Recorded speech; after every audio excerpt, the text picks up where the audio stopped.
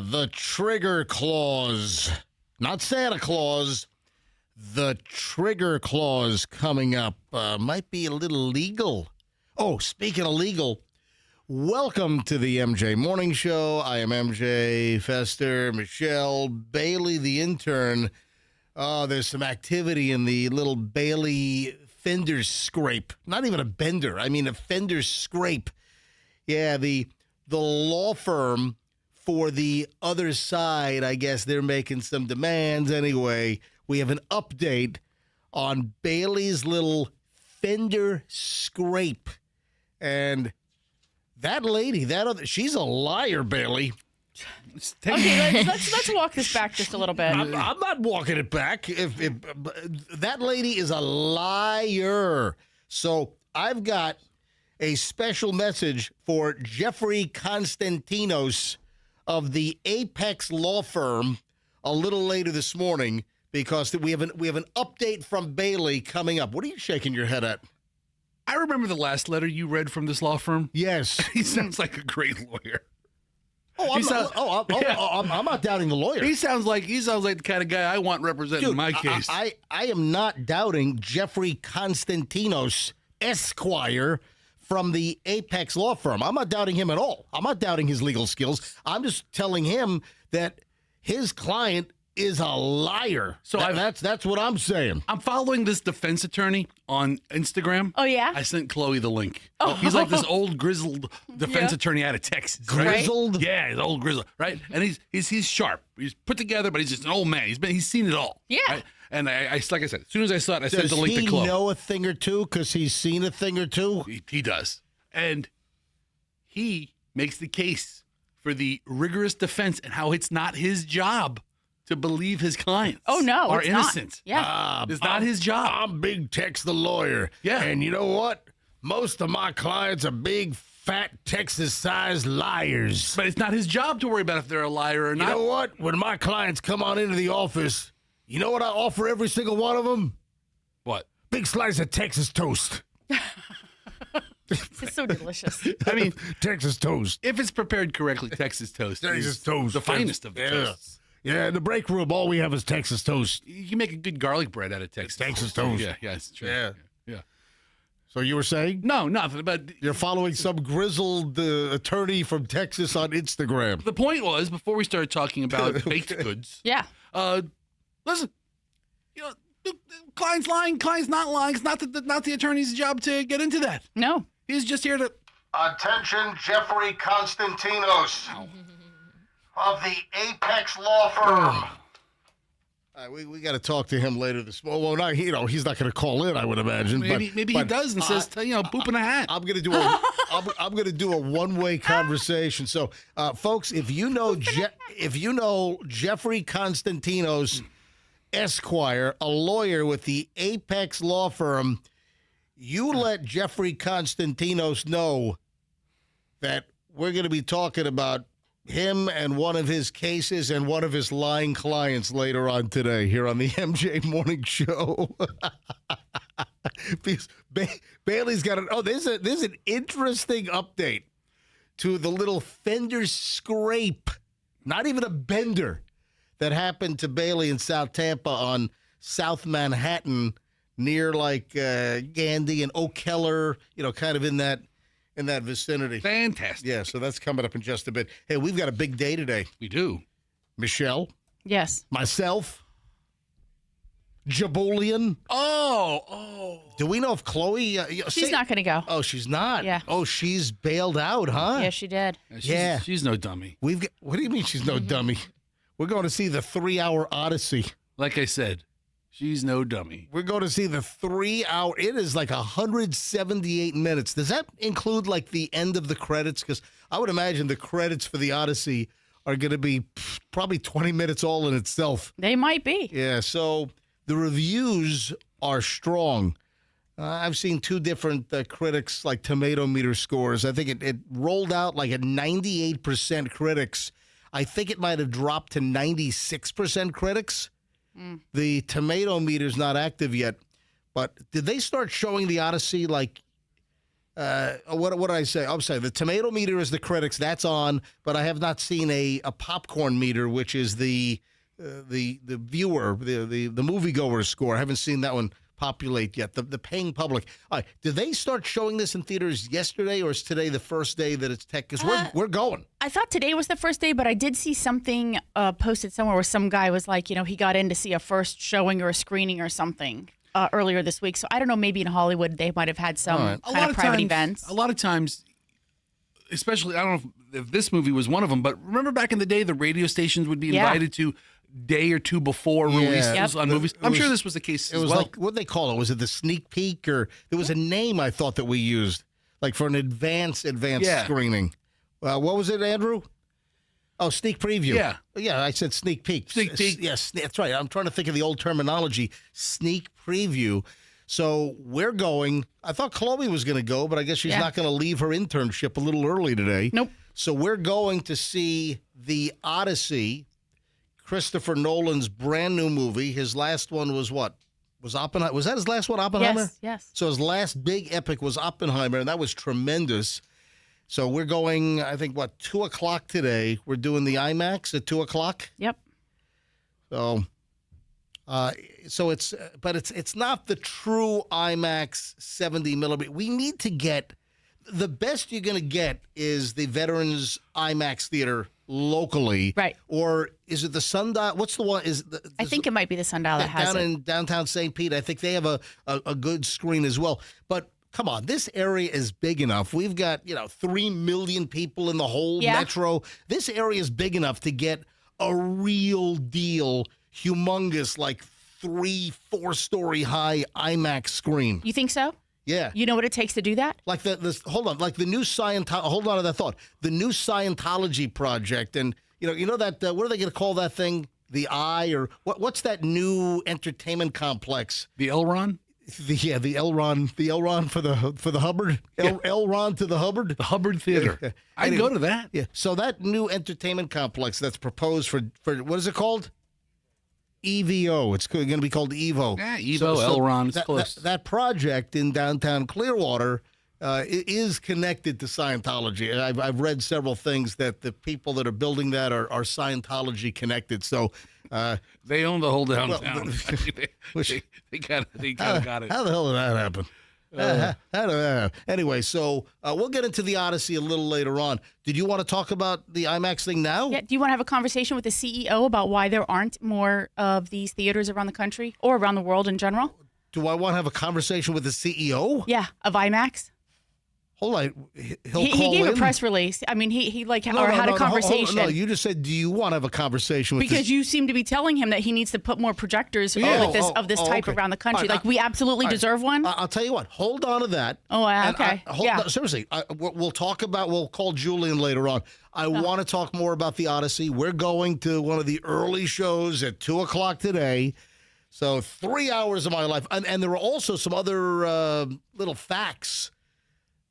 You pointed out something very interesting about the movie start. So hold on, don't say it now. We'll get into this later on. Let me mark this down for a little later this morning. IMAX for the Odyssey later today. All right. Hey, is MJTV on? Is everything working, Andrew? What happened yesterday? Turn your microphone on. So yesterday, I guess it was around 8 o'clock, MJTV just shut off. Do we know why MJTV shut? And for how long were we off yesterday? I think we lost about 5 minutes at the most, but I have no idea why. It just stopped? There's nothing that tells me. Did somebody alert you? Did someone call in? Or Yes. Oh, so wait a minute. A listener has to call in. You don't have an alert. You didn't No, know I that have nothing that tells me. I have nothing. I don't watch it here. One at a time.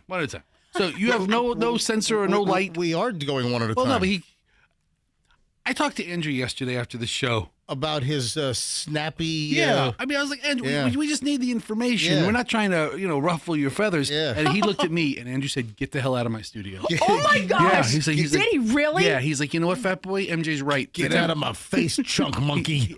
Andrew told me the temperature does get hotter when you walk into the room. Get out of my studio. I was like, I'm sorry. Oh, by the way, the temp seems to be working okay right now.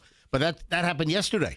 8 o'clock. So at about 8 o'clock yesterday, the room started getting swampy and hot as hell. So right now, the temperature is very comfortable.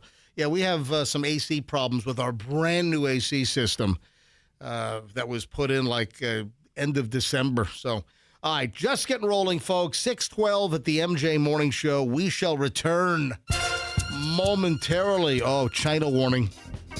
China warning. Oh, man, this kind of caught me in a very interesting spot yesterday. I'll explain next. Traffic moving well around Tampa.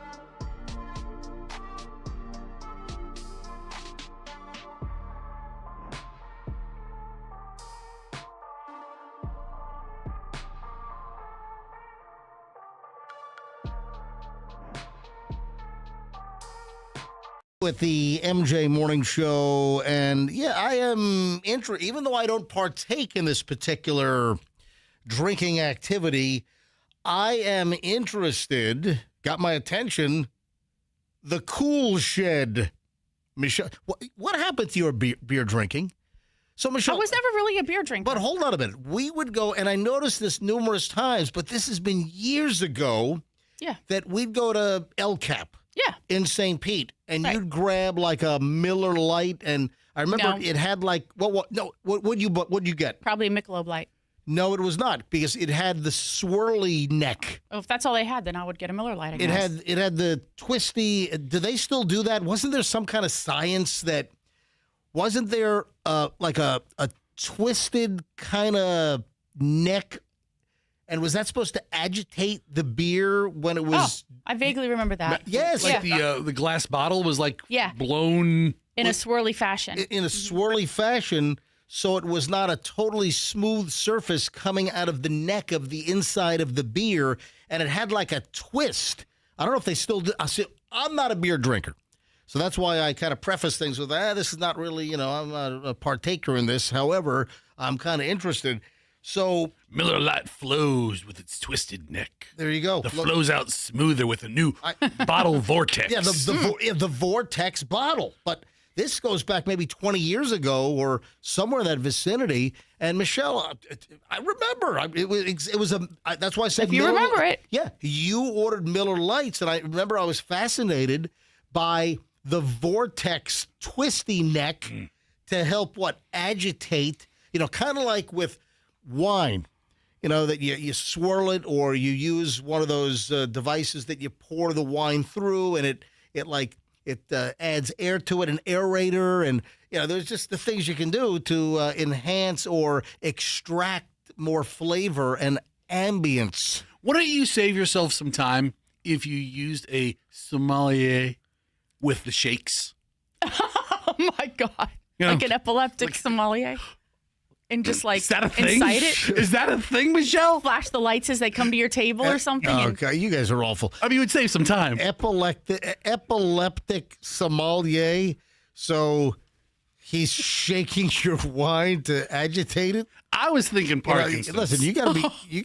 You know what that is? I What was is thinking, wrong with I you? didn't say it though. Michelle said it. I've had relatives with Parkinson's. That's Okay. terrible. And they probably enjoy delicious awful. wine because awful. it's well agitated. No, you don't want to stir up the sediment. Oh. Yeah, Oh. you want to, because if you've got an older bottle, you might have sediment in the bottom, and you don't want to shake that up. So- That's why you pour wine very carefully. You'll even use a light or a candle to get to the point of the pour where the sediment. You want a good sommelier.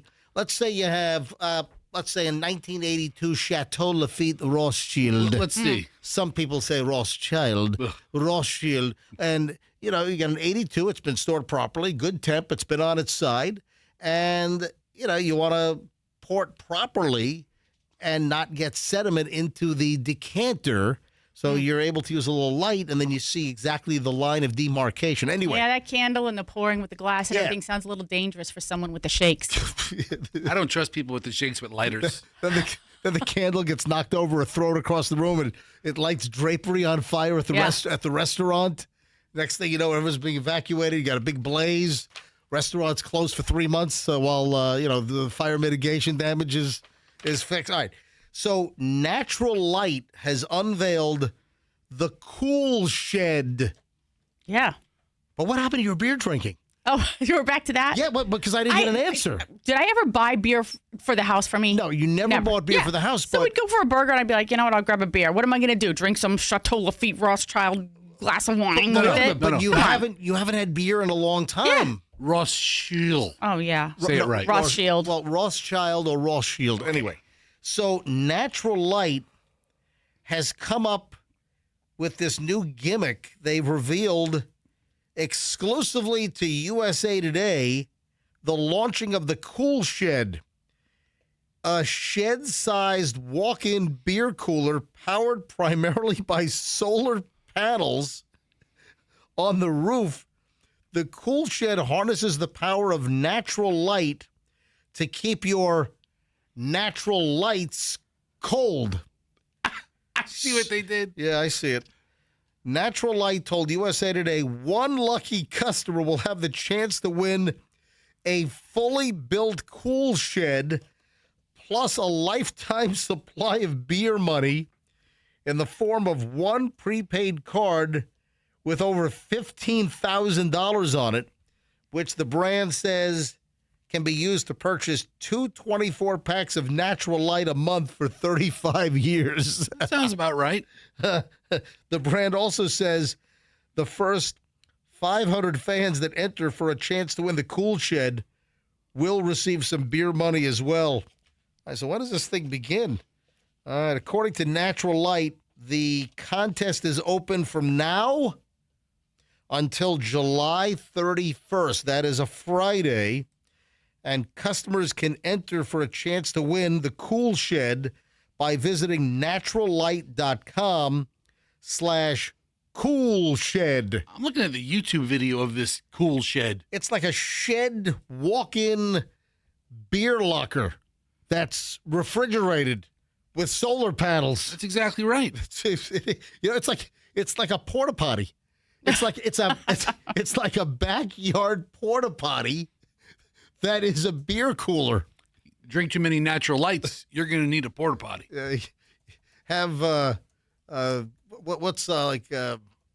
What are some of the porta potty companies? Duty calls. Yeah, that's what I was thinking. I couldn't think of it. I drove by their facility up on 41 really? this weekend, and I was like, hey, there they are. I've seen duty calls. I've seen that around the neighborhood at some of the new construction projects. So anyway, go to the website. Let's enter it. Michelle, enter this thing. I'm sure our neighbors would love the Natural Light Cool Shed in our backyard. I'll put it in the front yard. We're not deed restricted where we are. That's true. We can put it wherever we want. I'll put it in the front yard.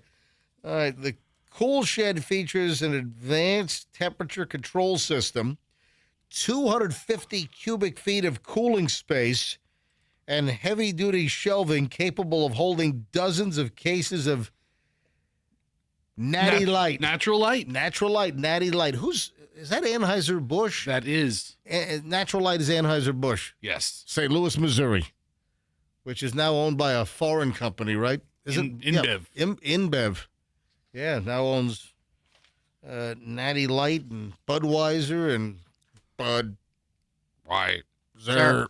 Yeah, we have 3. Come on. Okay. What are you doing? All right, here we go. Sorry. I didn't know Michelle was going to jump in on it. Bud. Why? Zer. We have nothing for Bailey. And Bailey doesn't know what the reference is She on has that. no Do you idea. have any idea what we're doing? When he says, When I went Bud, then I went, why? Zer. do you have any No. idea? You have. All right, hurry up! Bring up the commercial. Hurry Okay. up. It's 6:30. Hurry up! I Oh. don't want to get late from morons in the news. Budweiser. Yeah, Frog. Budweiser frogs. Oh, let me go to my search bar. Hold on. You got to go to YouTube. I'm trying. You got to go and Budweiser frogs. Dude, Budweiser Budweiser frogs. There you go. All right, click on that. And you got to close all the other windows you got going on there. Hold faster. on. There we go, this one. Close this one. There you go. All right, here we go. Here we go. Frogs on a log. Here comes a truck. Oh,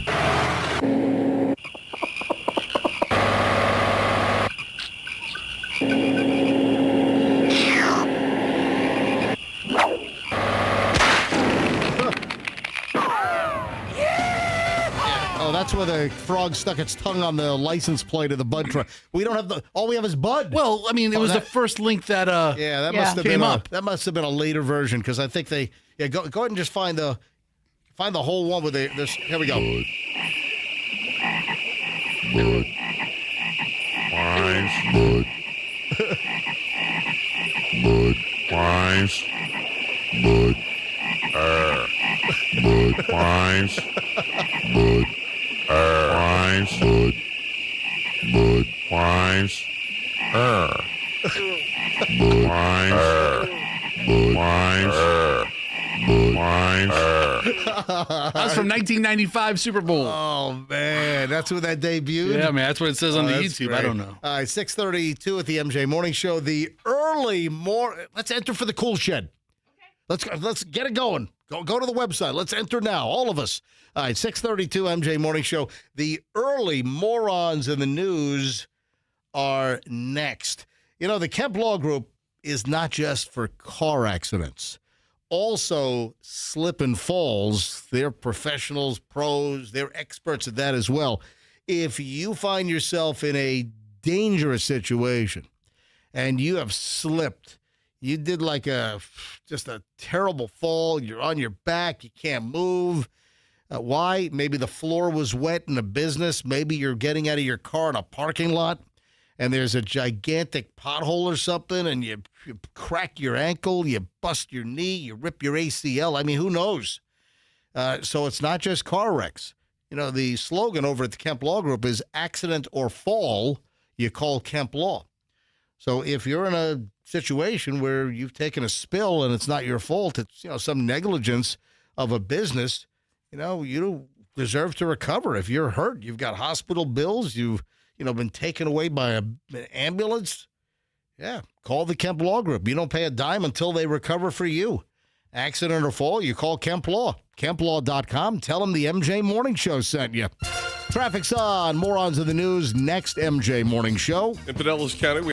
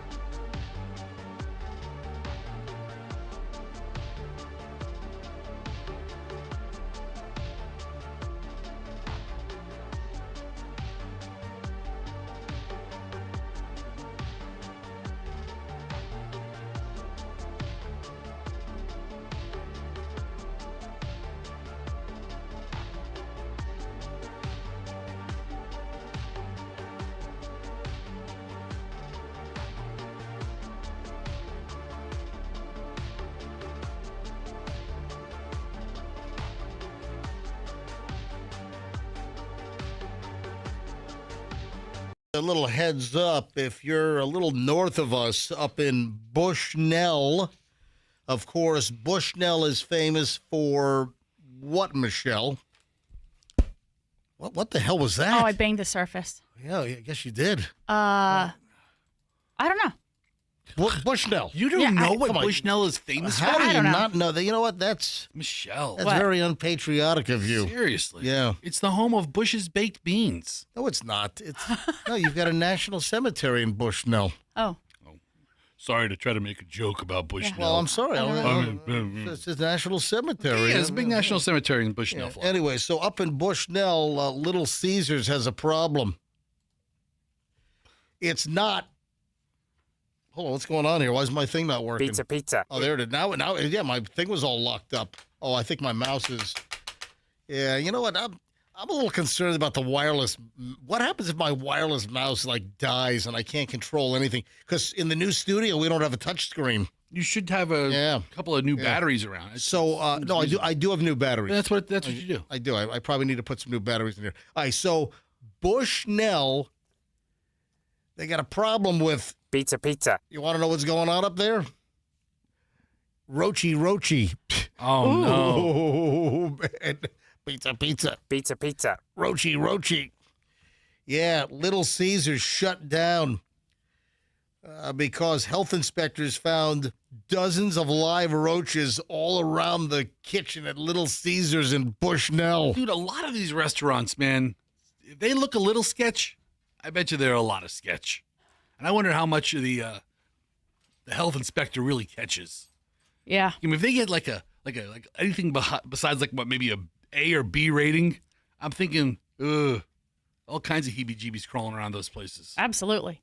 I'm changing the battery out in the mouse right now, just in case. Oh, good. Hang on. Our own Little Caesars changing the battery. Yeah. battery. Let me see if this is. Yeah. You know what? I think it's better. Yeah. Yeah. I've got a whole box of spare batteries here. I'm prepared like a Boy Scout. Yeah. That's. How do you? I mean, you have one job. Just make sure your kitchen is clean. You have one job. Make sure you don't have dozens of roaches. Can you imagine the health inspector walks into Little Caesars up in Bushnell and dozens of roaches are scurrying all over the place? Let's do Dirty Dining Bushnell edition. Like, whatever happened with Dirty Dining? Do they not do that on Channel 28 anymore? Remember Wendy Ryan? Wendy Ryan did Dirty Dining. Is that over with? I heard she wanted $3 million to do Dirty Dining. Oh, really? They were like at 2.7. They were close. And Couldn't get it over the finish line. I mean, and sometimes negotiations like that. I mean, both parties want to do it, but you can't. I thought maybe they wanted her to actually dine at the restaurant, especially the ones that were like in the lower zone of the grades, and she was like, no. I'm not eating that crap. Yeah. All right. So was it urgent that I do a Bushnell Little Caesars roach story and morons in the news? Pizza. No, not really. I just wanted to go roachy. Pizza. You did. That was it. Roachy. Pizza. Anyway, next. This is ingenious. This is up in Maryland, Prince George's County. Why are people so dumb? A guy was taken into custody on Monday after he allegedly stole a cat and then took the cat with him to rob a bank in Beltsville, Maryland. The investigation began when Prince George's County police officers responded to a reported bank robbery at a PNC bank. We've got PNCs here, don't we? Oh, yeah. We have PNC banks here in the Tampa Bay area. Yeah, check PNC local bank. What do we have? Hit the Googles. Oh, yeah. Look, they're all over the place. Yeah, Dale Mabry, Pinellas Park, Northdale Mabry. Okay. Oh, yeah, we got PNC Bank. Anyway, so it's a PNC bank. At the scene, officers arrested a man for allegedly trying to rob the bank and recovered a stolen kitten, a stolen cat. So wait a minute, he steals a cat and then tries to rob a bank. Wow. Well, the C stands for cat.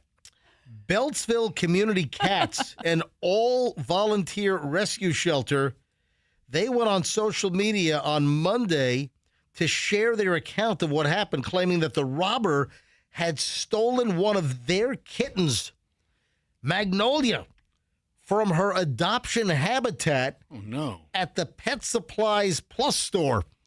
So the kitten rescue or adoption folks, they've got a little bin, I guess, at the pet store. I've been to pet stores where they have like a tower cage with cats in it, and it says you can adopt these cats. Would you like to adopt this? So this guy stole a cat. He probably said, you know what? I don't have enough money for Meow Mix. I now have to go ahead and rob a bank. And he brought the kitten with him. I mean, he takes the obligation of pet ownership very seriously. Jeez. Yeah. The man who took the cat walked across the parking lot to the nearby PNC Bank branch, tried to use her as an accessory in his attempted robbery, according to the Kitten Rescue on Facebook. So he asked the bank manager to hold the kitten while he wrote a note and then handed the note to a teller demanding cash. What? Thankfully, the robbery was unsuccessful. The suspect was arrested. Magnolia was found safe in the bank manager's office, where they had become friends already. You know, the bank manager needs to adopt the kitten. Aw. Yeah. Yeah. Right? Why couldn't the cat live in the bank?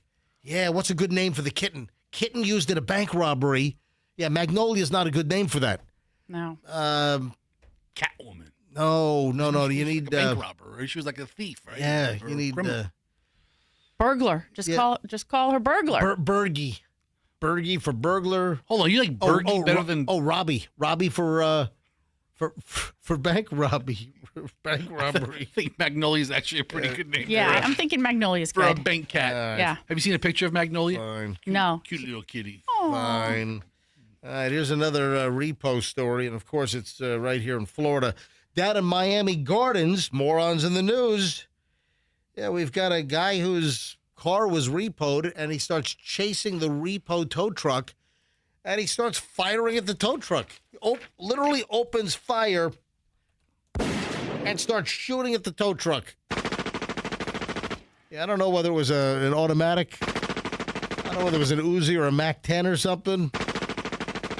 Yeah, but you can't do that, folks. If you're behind on your payments and they're repoing your car, yeah, don't start shooting at the tow truck. Yeah, it was a black Ford F-150, Fester. How are you doing on your payments on your silver F-150? I expect him to come around with the tow truck any day now. I'm guessing you're up to date. Yeah, so the tow truck hooks up this guy's black Ford F-150 being repossessed from his home earlier this week.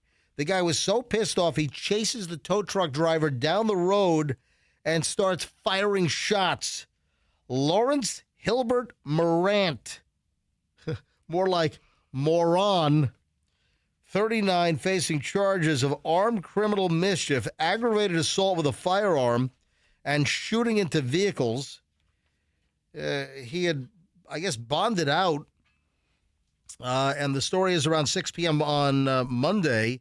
The tow truck driver hooked up his pickup truck in his driveway, according to the arrest report. As the driver was leaving, he runs outside, tries to stop him, failed, but then Morant aggressively pursued the tow truck driver, running after the tow truck, yelling curse words, threatening the driver. The driver thought he was at a safe distance away from Morant, so he got out of the truck to secure the F-150 again. So they do like the initial yank. Yes. They like put the little arm underneath and they yank it and they pull it away a little bit, and then they do a more secure job, I guess, depending on the wrecker, right? I mean, if he had more time, he probably would have done it on the scene. However, if a guy's coming out yelling and fighting. So the guy, Morant, the moron, is running down the street, tracks down the driver, aggressively confronts him, according to the police report. So the driver drove off again, but Morant pulled out a handgun and started shooting at the tow truck, hitting the tow truck several times. Yeah, the driver was uninjured, drove to a nearby Exxon gas station to call police. And then Morant is still pursuing the tow truck, then confronts the tow truck driver again at the Exxon station. And the gas station's about 5 miles from Morant's home. Wow. Oh my, we don't know. And this is what the story says. We don't know if he ran all the way there. 5 miles How long away. does it take to run 5 miles? I mean, Well, guess what? 8-minute miles? I mean, that's Yeah, a good clip. Yeah, 8-minute miles? 40 minutes? I mean, that just seems like a ridiculous amount of time. All right, morons in the news on. Anyway, he's hauled away. He's arrested. He's in trouble. He bonded out. All right, 6:52 at the MJ Morning Show. When we get back, the 7 o'clock hour is on. Yeah, I want to talk dumb next. I didn't know about this. I guess it was on last night. Let's talk dumb when we get back in minutes. There's some new TV show, and I've got some questions about this, about the new dumb TV show. Maybe you saw it. Maybe you can call in and give us some insight on this thing. That's next and a whole lot more. 7 o'clock hour starts in minutes here on the MJ Morning Show. Please stand by. We're getting a lot of rain this weekend. I think Saturday is supposed to be okay, maybe later in the day or evening. I think they're saying that more rain activity for Sunday into Monday, maybe even Tuesday. The point is you might notice a roof leak with a lot of rain coming. And listen, we're in the rainy season. It's been kind of choppy so far this summer. but we've had plenty of rain, and maybe you have a roof leak. And if your roof is leaking, I'm going to tell you who to call. MJ certified, MJ approved, a phenomenal roofer in the Tampa Bay area is Hendrick Roofing. I've known Randy Hendrick now for 22, 23 years. Hendrick Roofing did the original roof on our new construction back in 2004, and we just replaced our roof 22 plus years later, and they just finished my new roof a couple of months back. Great for new roof installations, all types, tile, metal roofing. They have their own huge metal shop. They fabricate their own metal roofs. It's amazing. Asphalt, shingle, whatever roof you need. If you need it new, call Hendrick Roofing. If you have a leak, call Hendrick Roofing. Not only residential. If you're a commercial business, they've got a huge commercial roofing department as well. Hendrick Roofing, anything for your home, your business, roofing-wise, HendrickRoofing.com. Over 60 years in the Tampa Bay area, family-run company, HendrickRoofing.com, and tell them that MJ sent you. Another contractor that I can give you a thumbs up on. Why? Because I just don't do commercials for them. I also had now 3 air conditioning units installed by them, and I'm talking about formerly Plan B Air Conditioning, now Air Rescue. Yeah, so Air Rescue was formerly Plan B. They just took their Plan B company and they rolled it into Air Rescue. Just had our 3rd Daikin air conditioning system. Michelle, remind me, I don't want to be a deadbeat. Remind me to pay the bill later today. I do have the invoice. Can you make a note? Pay Air Rescue for the new air conditioning system. Folks, $2,500 off right now. $2,500 off in July for a new Daikin air conditioning system. So America 250, they said, $250 off is not enough. Let's add a zero. $2,500 off a brand new Daikin system right now from Air Rescue. If you need a regular repair, your air conditioning's not working right, just call Air Rescue, mention me, get 10% off. I fully endorse, I recommend Air Rescue. Their crews are fantastic. AirRescue.com. Mention me, MJ, for the 10% discount. Traffic's on at 6:55. MJ Morning Show, 7 o'clock hour next. Fidelis County.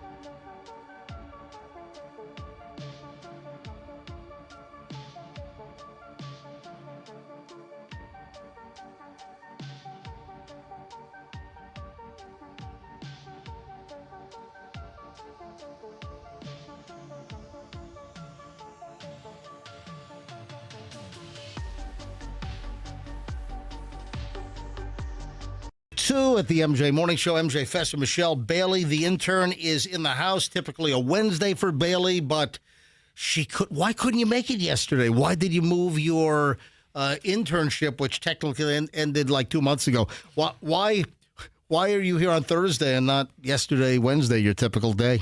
My roommate's birthday was on Tuesday. Oh, so I forgot. Yeah. Oh, so you guys were ass blast drunk and you couldn't make it in. Yeah, you out until 2 a.m. You probably would still have blown over the legal limit if you would have actually driven in yesterday morning. You know what? Smart call. That was a good decision. You know, in life you make good decisions and you make bad decisions. That was a good decision that you took yesterday off to recover from. You were ass blast drunk, weren't you? I wouldn't say ass blast. Yeah, there was definitely rumplements. Oh, rumplements. Where'd you go, McDinton's? Yes. Where else do UT people go? Exactly, to McDinton's. All right. So, Michelle, you had mentioned this to me yesterday. You had seen this somewhere, and I didn't get a chance to mention it yesterday before it happened. But apparently, we're going to talk about it after it happened. So this dumb TV show debuted last night on Fox? Yeah. What is it? The Nation's Dumbest? Yeah, I really don't understand why somebody would even want to participate in this contest. You know, I am so just not up with linear broadcast TV these days. I don't the only thing that I watch, what do I watch regularly on national network television like ABC, NBC, CBS, News, Fox? The only thing I'll watch is like the CBS Evening News or NBC Nightly News or World News Tonight with David Muir. Those are like the only things that I'll watch on the network, or maybe a sporting event from time to time. But as far as this series, the time that we spend watching TV series are like a streaming series on Netflix or Amazon or Disney Plus or Hulu or, you know, one of those, or, you know, Peacock, Paramount. I mean, yeah, if I can't binge a show, I don't seem to watch it. Yeah, I mean, it's just, it completely changed. And I used to know a lot of the big, like, TV series debuts. I watch almost no primetime network television. Now, Fester, you watch Big Brother all the time. Right, but they're standalone shows anchored by a weekly live show. Right. So you watch that religiously. So last night on Fox. I mean, me watching Big Brother is like the Super Bowl. I mean, you know, it was on last night. Oh, yeah? So good. So good again? Oh, the drag queen is in hot water. No. With Angela. Oh, there's a drag queen on Big Brother this season? That's his job. He's not in costume now, but Okay, all right. it's a deal. Oh. So the drag queen is not in drag queen costume During the show. Right. Right. Is that like going to be a buildup? Are we awaiting like one of the episodes on Big Brother? What's the name of this contestant? Big Brother. I forget the guy's name. What? There's 16 of them. It's so hard to keep track. All right. Yeah. So do you think they're building up the fact that at some point in one of the Big Brother episodes, the guy's going to put the drag queen stuff on? So yes, Okay. I do think that's going to be the case. Yep. However, I think he's going to get voted off Oh. before that has a chance to happen. He's causing up some drama. Oh, this really? This week he's safe from eviction. Oh, because But- is he HOH? No, he's not HOH, Oh. but he won immunity. He won immunity. In a contest. That's good too, right? Yeah, so it's a deal. So good. All right. So I'm glad the drag queen has immunity. I got to be honest. I feel like I'd rather be I don't want to hear that they got to take Biktarvy at some point. they're immune to it. All right, I'd rather covered. do Big Brother than This Nation's Dumbest. So I saw the commercials for this show leading up to, because they do commercials now, 6 weeks in advance. Yeah, hang on. I think we pulled the audio on the. And folks, if you watched The Nation's Dumbest, some new TV show on Fox last night, if you watched The Nation's Dumbest last night, locally on Fox 13, if you saw it, call us. I'd like to know what you thought. And these celebrities, I saw Ice-T there. 800-990-1047, 800-990-1047. And there were some reasonably well-known celebrities that were on the show. If you saw it, I'd love to get your take, get a review. 800-990-1047, 800-990-1047. So here's the promo. I don't have audio from the actual TV show, but this was the promo that ran. Nation's Dumbest, class of 2026. Hold on.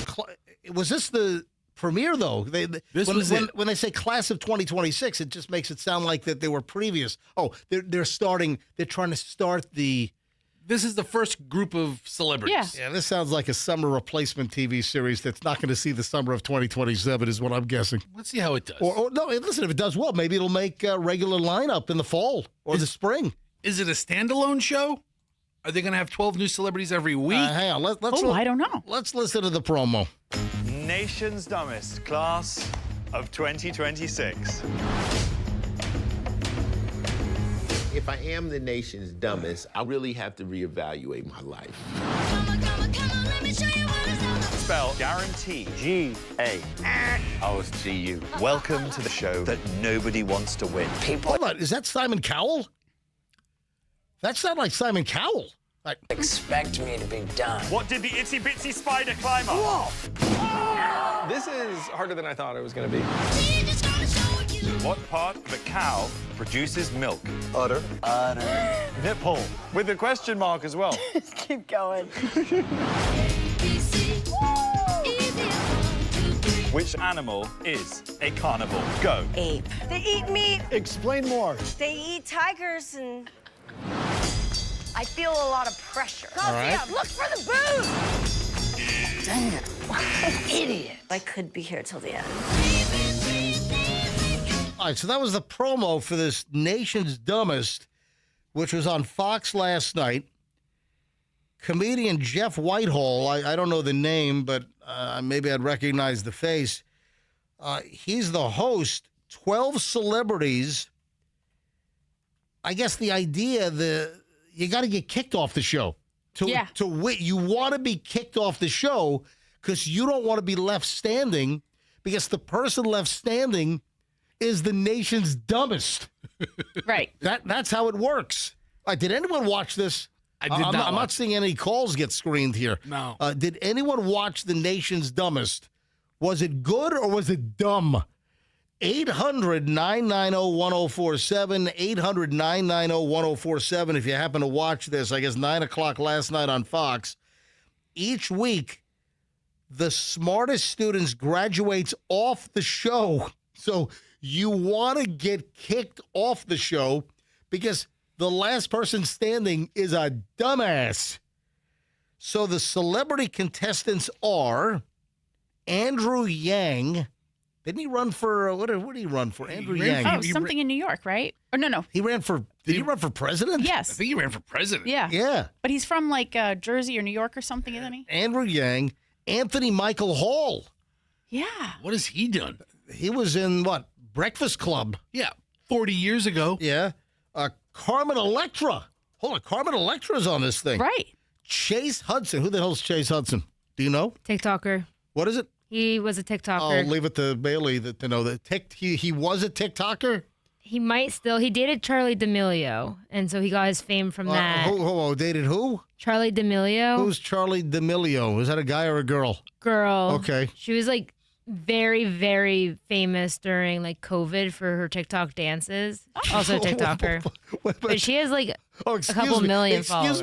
Excuse me for not knowing who a COVID dancer was on TikTok. Charlie D'Amelio. They have a Hulu show about their family now. All right, this is why you're in here. Thank you very much. Thank you, Bailey. This is why we're allowing you. I'm looking at Chase Hudson's IMDb. He has 11 credits to his name. He seems like he's been in several TV shows. No idea who he is. Yeah, okay. Dr. Drew Pinsky. What's he doing on that show? Right. He's a smart guy. Right. He's a very smart guy. Is he contractually obligated to be on like every Fox lowbrow celebrity show? I know Dr. Drew Pinsky, and I used to work sometimes next to Dr. Drew Pinsky up in New York, and he used to sometimes use the studio next to me, and he's a nice guy. Elle King. Who's Elle King? She's a country and western singer. Really? Yeah. All right. Hilaria Baldwin was on the show. Oh, my God. These Baldwins are just shoving themselves on us, man. That's cool. We can't get away from her. Hilaria Baldwin. Did she have the fake Spanish accent? Yes. Hey, what do you think about Spain beating France in the World Cup game? It's muy bien. Yes. Excelente. So Hilaria Baldwin. Oh, Ice-T. Hey, let me tell you about Car Shield. Was he pushing Car Shield last night? Not on the show, but he made sure all of the other celebrities left Did he with have, the contract. Did he have like a ratchet wrench that he just dropped like he was dropping the mic? Who else? JoJo Siwa. Who's that? I've heard the name. She was like a dancer. No, she started off on like a dance reality show, but Dance Moms. She now has Hold on, Dance Moms? Yeah. All right, JoJo Siwa. I mean, I know I've seen the name. Yeah, I just she can't. now has a career with singing, and she's been on a bunch of these reality shows as well. John Heater. Napoleon Dynamite. Oh, that's. I knew I know the name. Yeah. Is it John Heater or Header? Heder. He was what has he done? If you listen to the commercial you played, yeah, you hear in one clip. I don't want to hear the whole 40-second commercial again, but you hear him go, "Gosh, dome, gosh." Oh, he gave one of his Napoleonisms, right? In the commercial. But yeah, that's who that is. And then Matt Leinart. I've seen that name as well. He's a former football player, and I think he does like announcing for probably Fox. Oh, he was a Heisman Trophy winner, Andrew says. He went to USC or something. And then Steve O from Jackass fame, right? Good for him. Was it a new Jackass movie recently? Yeah. What happened to that? I don't know. Did I that think fizzle? It came out. Did it do all right? I think it did okay. Anyway, the nation's dumbest with all these, quasi-celebrities. And the idea is you want to get voted off. I don't even know who got voted off last night. I have no idea. It was. Oh, geez, I just. Do you have it? it? Yes. It was Yang. No, King. It came down to Yang versus King. Elle King. And Elle King was won. Was the smartest last night. Yes. And is off the show. Yang had to go back to the classroom with the others. You know what Yang said, dang. Yeah. Rob Schneider is Elle King's dad. Hold on. Rob Schneider? Yes. Is Elle King's dad? Yes. Why is her last name King then instead of Schneider? Maybe she's married. She wanted to have her own identity, so she did she uses her mom's maiden name, which is King. King. Yeah. Oh, Rob Schneider making copies. Rob Schneider, the comedian Rob Schneider. Wow, I didn't know that. All right, anyway, so I guess I don't think the ratings are going to be very good for the TV show because no one's calling in on this thing. Yeah, they don't have a great relationship, apparently. Apparently, we're getting calls on everything else except what we're talking about. All right. That's great. So, on we go. Hey, speaking of TV, have you seen an image of Rachel Ray lately? Yeah, I saw 2 still photos. Michelle, when did we see Rachel Ray like in the last week? And I said, holy shnikey. I can't even remember. It was like we were watching something on TV and maybe you were flipping around. It was one of those shows like Hollywood shows or something. Does she still have cooking TV shows? Is she still on TV I thought cooking? she was retired, right? Like and moved to Italy? I thought she stepped back from TV stuff, but she still has like a full line of products at the Walmart or something. Yeah. Well, the reason why I'm bringing it up is I saw her recently, and I remember saying to Michelle, oh, my God, that's Rachel Ray. What's going on? And then I saw an item on page 6 yesterday. Rachel Ray sparks fan concern over her altered appearance. Is she okay? Rachel Ray's latest cooking video sparked even more fan concern. The cookbook author recently shared an Instagram video of herself using the palm of her hand to measure seasoning for her fish, and several social media users took to the comment section not to discuss the fish dish, but to comment on Rachel Ray's appearance. Somebody wrote, I haven't seen her in so long, I'm genuinely wondering, is she okay? Listen, I thought the same thing, and I hadn't seen her in quite some time. I like Rachel Ray. I have nothing against Rachel Ray. Then somebody else commented, Jesus, what happened? Aw. That's a quote. All right. I'm sorry if I'm taking some of the business away from K-Love and Joy, but Jesus, what happened? Here's the video of her measuring with the palm of her hand that people are talking about. And she's older and heavier, you know. And not professionally done up for a show, like a professional production where she's cooking something. She looks like she's probably in her home, maybe? Yeah, maybe she's in a kitchen or maybe, but she's not full makeup. Right. Here's a third comment. What is going on here? Wellness check, please. All right. So here's another. What in the world happened to her? So anybody who here's another. No, I'm kidding. Anybody who puts a video of themselves up where they aren't 100% done in makeup, people are like, "Oh, we better check on this person." No, it's not just makeup. It's just her overall appearance. How old is she now? She looks. I would say she's what, 58. She is. Look up. How old is she? 57. All right. Yeah. Look at that. So. Man, I had to work at the carnival, guessing weights and ages. Fessy, you're 352 right now. Oh my God! Is that correct? If you are correct, do I win the prize or not win the prize? What's your weight? 351. Look at 353. I'll tell you what, you would fit right in, buddy. You know, plus you have small hands, and carnival people have small hands, so you really would fit right in. I don't have small. You know, no, big ones. I don't have giant hands, but I don't have little Dooney's hands. You're more on the carnival side than the normal side. But my point is, you'd fit in at the carnival. Yeah. You probably run things at the carnival, honestly, if I'm being straight. I mean, I guess over the last year to 18...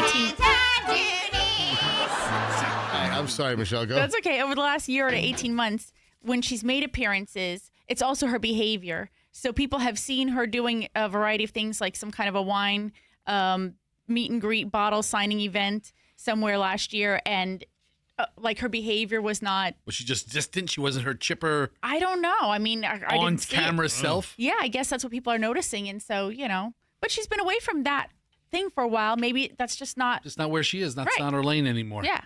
And here's the thing, Fester, you were saying this the other day too. Like, we're critical of the girls who are like on the Ozempic or whatever, or Hollywood, and they're taking it and they're getting down to like rail thin skeletal, appearance. And then here's Rachel Ray, and everybody's critical of her now because why? Because she's gained a little bit of weight. She's in her retirement. She's 57 years old, and now people are calling. So what do people want? I want her to be happy and healthy. That's exactly. what I want. Rachel Ray to be happy, healthy, and I want her to enjoy life and the pursuit of happiness. Yeah, I think she's doing all that. Life, liberty, and the pursuit of Rachel Ray happiness. What's so That's crazy? all I want for her, Fester. That's all I want. News articles now, Yeah. instead of real journalism, they're reacting to trolls. You're right, They're yeah. reacting to the article is, people are concerned. Who's concerned? A bunch of internet trolls commenting on a video. There's a lot That's of trolling out there. Yeah, I mean, so that's that. Consider the source. But yeah, Rachel Ray has an empire between all of the, pots and pans she sells. I think she has a whole dog food line. Like Yes, I that's want, right. I want a Rachel Ray garlic skinner. They probably have one. Look it up. Rachel Ray Garlic skinner. Skinner. How about a press? I don't know. No. I want to. I want to be able to take the skin off the garlic easier. Garlic Skinner. Yeah. Oh, there's a video. If you hate dicing garlic with a knife, this is great. You know what I always heard about garlic? And Michelle hates when I do this. And I just made a massive batch of my Pomodoro. I made that on Sunday. Oh, man, I made another big pot of San Marzano Pomodoro, phenomenal, and it uses a lot of garlic. I mean, I had 40 cloves of garlic in the sauce, but keep in mind this cooks for 4 hours, so the garlic flavor. It's not like you eat this and you suddenly have garlic breath. You cook all the garlicky out of it, and it just adds flavor to the sauce. Very simple Pomodoro sauce. And one of the ways to skin the garlic, and I learned this a while ago, is you take two metal, you can use a jar. Sometimes I'll put it in a glass jar, or take 2 metal mixing bowls. You put the garlic inside and you hold the bowls together and you shake them violently.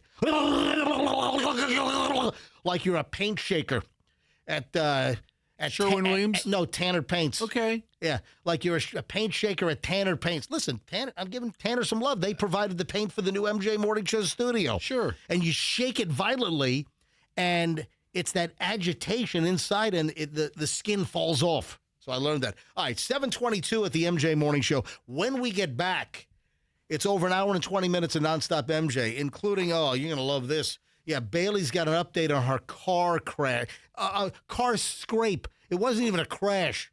So the lady that was in the car scrape with Bailey, man, she's lying through her sphincter.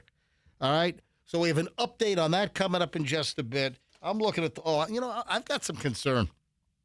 There's something that I do, and I've got a personal problem. I'll get into that coming up in just a bit here. We got a lot of stuff because we do an hour and 20 minutes of nonstop MJ, and that's next here on the MJ Morning Show on Q105. Hey, so I was talking to Lorenzo and Mark, at the big sales desk over at Veterans Ford. I was by there a week and a half ago or so, and wow, there are some incentives right now.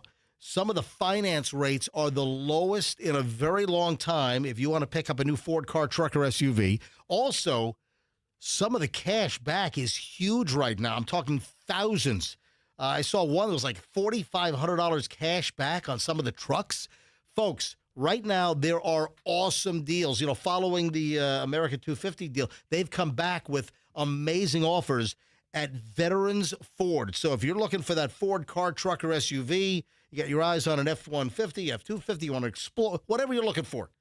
You go to Veterans Ford, tell them MJ sent you. You're going to score the MJ deal, first of all.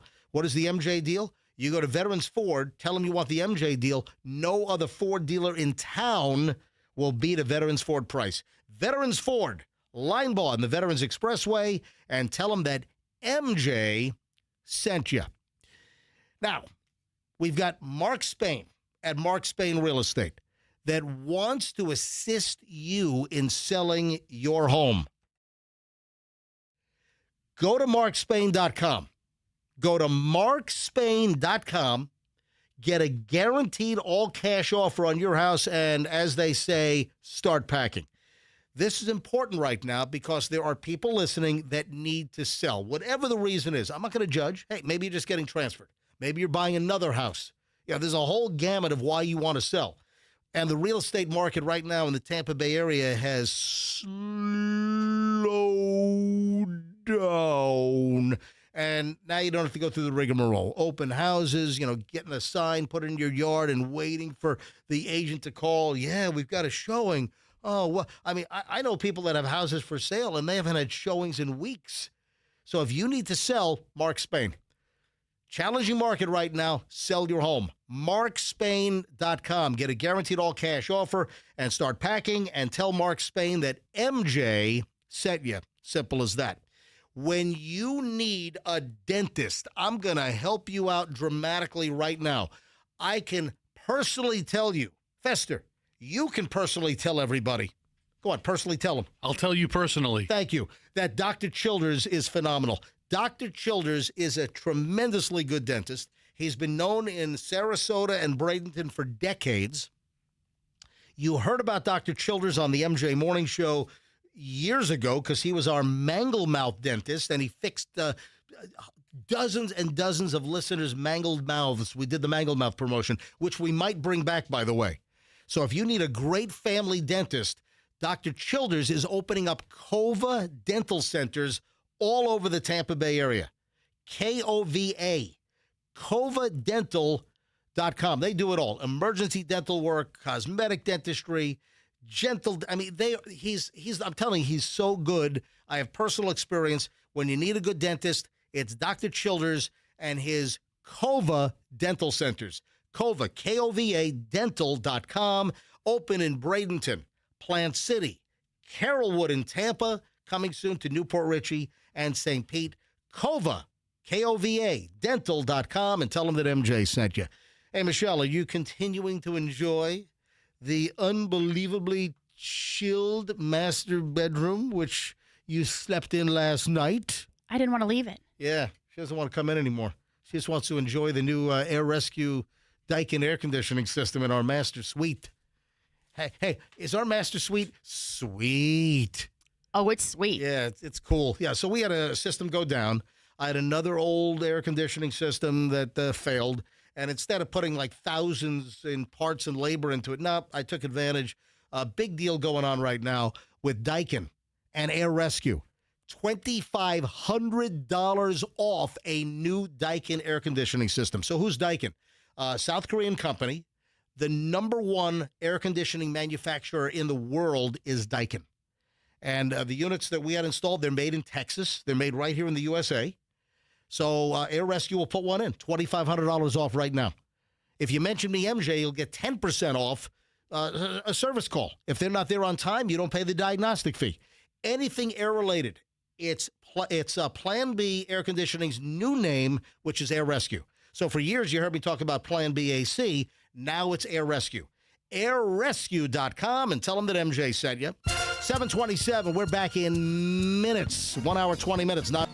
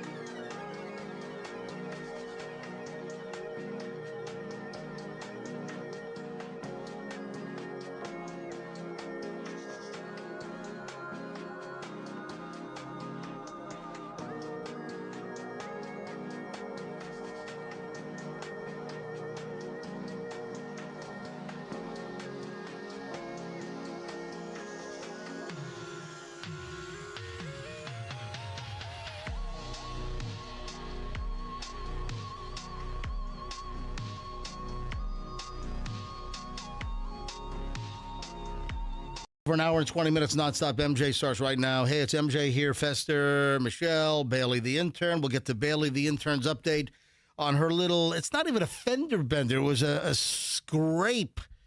And the other driver, man, is trying to score, lying through her ass. Get to that here in just a minute. Hey, Michelle, should I be concerned? There's something that's going on that I'm noticing more and more, and it just happened a little while ago, and it's something with me. And I'm wondering if I'm developing some kind of a problem. What are you laughing at? You Developing a problem? You think this is funny?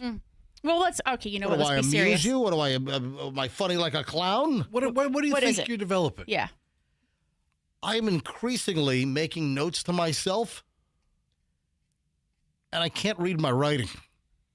I make a note to make sure I don't forget something, and then I'm sitting there staring, trying to decipher what the hell I wrote.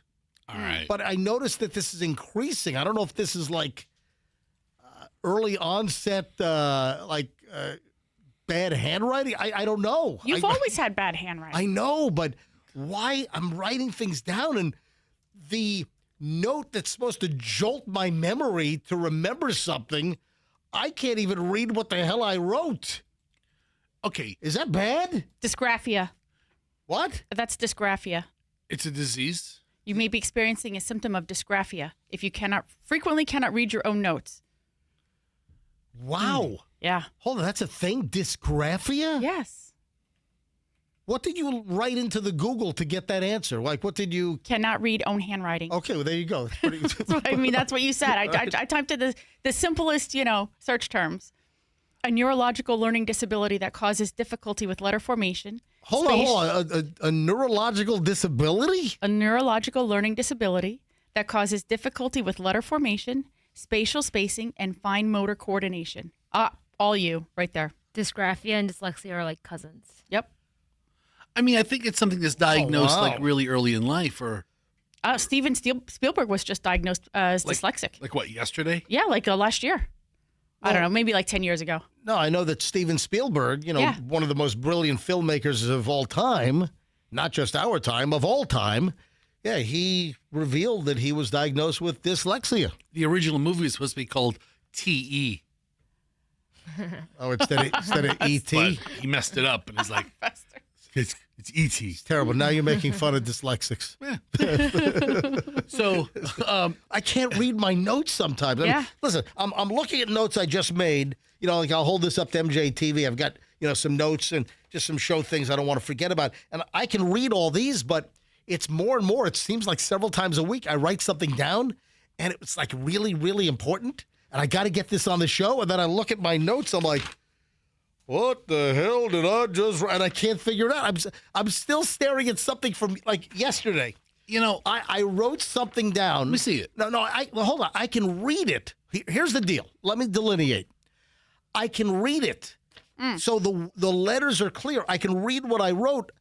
You just forget what the idea is. I forgot what the idea is. I didn't write down enough. Those are two separate things. I know. So that might not be your dyslexia. What is it called? Dysgraphia. Dysgraphia. That might not be what I have. As far as your penmanship goes, you have... Yeah, let's not conflate. Yeah, the worst penmanship of any human I've ever met. I mean, the worst. I mean, I think if you wrote a letter and put it online for people to see your penmanship, it would be cringeworthy. But not being able to be reminded of your notes, it sounds like you need to put a couple of extra words. I need to write more of a description. Yeah, because put like 5 words. Put half a sentence. Let me give you an example. I'm racking my freaking brain. Yesterday on my sheet, and I keep a sheet for every day, MJ Morning Show Wednesday, July 15th for yesterday. Today is Thursday, July 16th. I'm still staring at yesterday's sheet. On the bottom, I made a note. Scar tissue, red hot. I have no idea what that means. I wrote it down because it was something I wanted to remember. Did you see somebody with a scar? I don't know. Red hot. Does that have to do with like Frank's red hot sauce? Hang on. Scar tissue. I wrote it down for something, and I can't remember why the hell. Anyway, This is happening more and more to me, and I hope that's not an indication of something bad. All right, speaking of bad, moving on to Bailey the intern.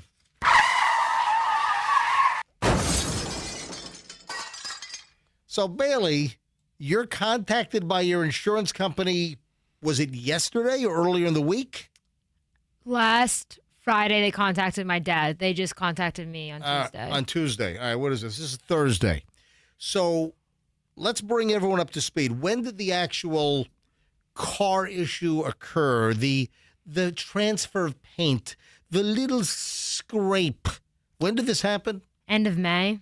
All right, I think the week after I graduated. Oh, yeah. Nice graduation gift. So you were on South Manhattan in South Tampa, just north of Gandy, and you were getting over, and a lady was coming up behind you really, really fast. Yeah. That's your story. Yes. And you were actually stopped at it was a red light. Yeah. Lady's flying to the red light, and you're getting over into the other lane, and she tags you from the rear. And you're stopped. And she comes up on you. Now, and this was not high impact. This was like really low impact. You know, there's no like broken bumper, cracked plastic on the bumper. I mean, we're talking about like just some paint scrapes. No real like visible major collision. Just like if you were pulling into a parking spot in the Walmart parking lot and you've got no spatial relations experience, and the nose of your car goes ahead and scrapes the car next to you as you're pulling into the parking spot. You know, the front end of it, because you didn't judge how much space you had. That's like a 1 mile an hour, just a slight. So that's really, is that a good way to describe what happened? Yeah. All right. So what's the latest now? Tell everyone what's happening with your insurance company. She's claiming that she got injured. She has some sort of injury. Yeah, this lady's injured. Meanwhile, when the crash at virtually a 0 mile per hour incident where there's a scrape. Go ahead. And at the crash, she was the first one out of the car. She ran out, arms flailing and everything. Yeah, and she didn't get back into her car. She probably hurt herself by acting all spastic at the scene. She probably hurt herself. Yeah, I agree with that. So she's claiming she's claiming injury, and then because she's claiming that it was a high-speed crash. I don't know if she's doing high speed, but that faster than it was. Faster than it was. Yeah. And so my insurance company is now Geico. You've got Geico. Yeah, and she got Progressive. So some lizard woman is coming out, or lizard guy is coming out from Geico. She's got we talked about this. It's the lizard versus Flo. Yeah. Flizzard. It's Flo and the lizard going at it. All right. So your insurance company's Geico, and they're coming out for what reason? They're going to get the speed from my car. My car, I guess, tracks everything. So they can tell the speed, where I was, how fast I was going. But hold on. That data is still available? Yes. Yeah. Even from May, that data is still in the car brain? It's an infotainment system that collects all of that data. I learned this from watching that Karen Reed trial when they discovered something like many months after the fact. There was still a you were watching drive that. or something. You were watching that lawyer lady that was analyzing the Karen Reed trial every day. But for Bailey, yes, that information is still going to be somewhere in. I don't know if it's like a drive or a little memory chip or whatever. That will probably still be there. All right. So your insurance company wants to see what you're. But how are they going to pinpoint that you were stopped at that exact time? I wonder what exactly they're able to get. It'll be like date marked, just like everything else you do on your computer. But she drove all over the place that day. Yeah, but it'll be time stamped. I mean, how often does it take a reading? Yeah, but I don't know if I got tapped at 12:56 or 12:58. And there's several lights, and I might have been, rolling. I might have been going a couple of miles an hour. So the other lady that actually hit Bailey, she's claiming she's injured from a 1 mile per hour paint scrape. So Bailey's insurance company is going to come out, try to retrieve data to show that she is. Liar, liar, pants on fire. Hold on a minute. I think I've got audio. I think I've got some sound of her pants. Hang on a minute. Listen carefully. Oh, right there. Those are her pants on fire. Liar, liar, pants on fire. All right, so once again, Jeffrey Constantinos of the Apex Law Firm, your client is lying through her sphincter. Do you have a smart car? Me? Like, does it link to the internet? Can you pull the internet up in your car and Like Bluetooth? No, not like Bluetooth. Like, can you pull up like YouTube? Is your car app connected? I'm reading about the different brains in cars. Okay, I don't think so. It said the EDR, the event data recorder. Oh yeah, the EDR or the black box. The black box for a car. It says it'll record over itself, but it'll keep clips of accidents. Yeah, but I don't even know if it even it probably wasn't even the accident wasn't even severe enough. The transfer of paint, the bumper scrapes, it probably wasn't even enough for the EDR, the event data recorder in the car, to even recognize that there was a crash or a collision for it to recognize that something happened. Life 360. You probably hit speed bumps that probably have more impact than what happened to you with this lady. Life 360, you're supposed to get like an alert if something like hits your car. Yeah. Nothing went off. Nothing. No. We use Life 360. We've got it with the family. I mean, a lot of times your phone will recognize a jolt and say, "Hey, have you been in an accident?" Or would you like us to call 911? This was so low speed that nothing recorded any event or even realized that something had happened. So do you have to bring your car in to them? No, they said that they're coming to me. And then they also asked me if I was injured, and I said no. And then... All right, I want to give a message to Jeffrey Constantinos once again from the Apex Law Firm. I would like to hook a lie detector up to your client's crotch. That's what... I want to hook some jumper cables up. That's a lot of wires. No, seriously. Come on, man. I mean, this is ridiculous. Yeah. I mean, you just look at your car. You had pictures of both. Yeah. I mean, she had pictures of the other person's car. This is tantamount to literally you pulled into a parking spot at Target and you misjudged it and you scraped your bumper on the other car next to you at like 0.2 miles an hour as you're pulling into the... That's like what happened here. And then, oh, my back, oh, my neck, oh, my God, I can't have sex anymore. I've lack of consortium. Oh, my God, I've got headaches and migraines. I've got profuse vomiting all of a sudden. She's going to get... My eyeball fell out. She's going to...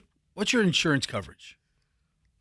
Bare bones minimum. I mean, I have no idea. She's just a click above uninsured. But it's like the lowest insurance is like what, 10, 20, 10, 30? Something like that?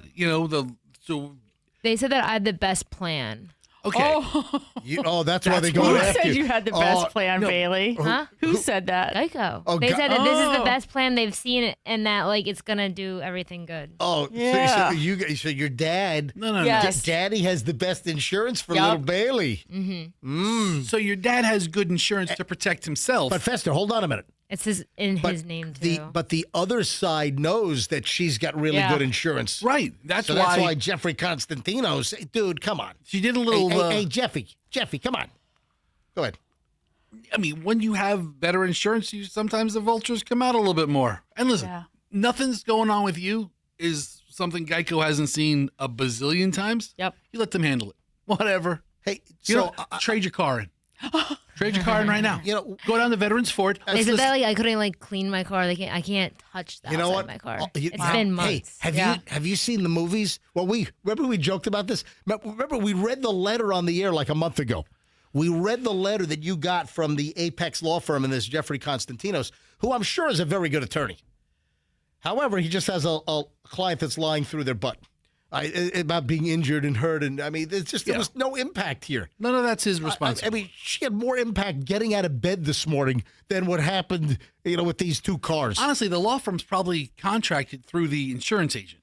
Right, that's what I was thinking. I don't. No. I'm thinking that in this particular firm, I'm thinking that she said, oh, I can maybe cash in here. She probably went out and found the law firm to represent her in a personal injury case. No, this is a personal injury case. This is not Geico. Oh. Yeah, no. This is the driver that scraped paint with Bailey went out and found the Apex law firm and Jeffrey Constantinos to represent her. The moment she got out of the car, I kind of figured there was going to be You know what? You tell some Geico, sort of something. tell Geico to take it to court. Did you sense that she was going to Don't be the L word? Not lesbian. Just Lonely. no, litigious. What are you laughing at, Michelle? Why would you say that? Because when you How say does that come to because mind? when you say the L word, it means lesbian. But she, you know what? She could be a litigious lesbian. I knew that she was going to be a problem because the first thing that I thought when she got out of the car was like, holy cow, like you're a lot. Because she came running over to me and I was like, okay, back off. This just happened. Back like, off, how babe. She's like, the police are on the way. I was like, we just pulled over. So that means you dialed 911 while driving. You know what? She dialed 911 before the crash. Probably. She probably literally was like, let me crash my car right now. Yeah, let me ram right. You know what? Oh, that's an angle. We need to match up when she called and the data and all that. Yeah. Yeah. She might have said, "Oh man, look at that Acura. What do you drive?" Lincoln. A Lincoln. All right. Look at that car. Now, you know what? I'm gonna crash right into her, and then I'm gonna have a big old neck injury. She probably thought you were like I'm gonna measure my older spike. man. Yeah, she thought you were like an 85-year-old man driving a Lincoln. I Exactly. was so glad that the cop was so nice and very like he knew she was a lot and I was barely speaking, and he just kept coming over to my car because I was still in my car and she was out yelling at everyone. Like, what a pain in She the was a ass. Karen. Yeah. Yeah, Oh, what a pain in the ass this lady is. I honestly wouldn't worry about any of it. I would let your insurance company handle it. That's what they're there for. That's who they're trying to go after. But to the lawyer representing the other side, this Jeffrey Constantinos, I mean, dude, this was a 1 mile an hour paint scrape. Just look at the cars. You can see that there's virtually no speed involved here.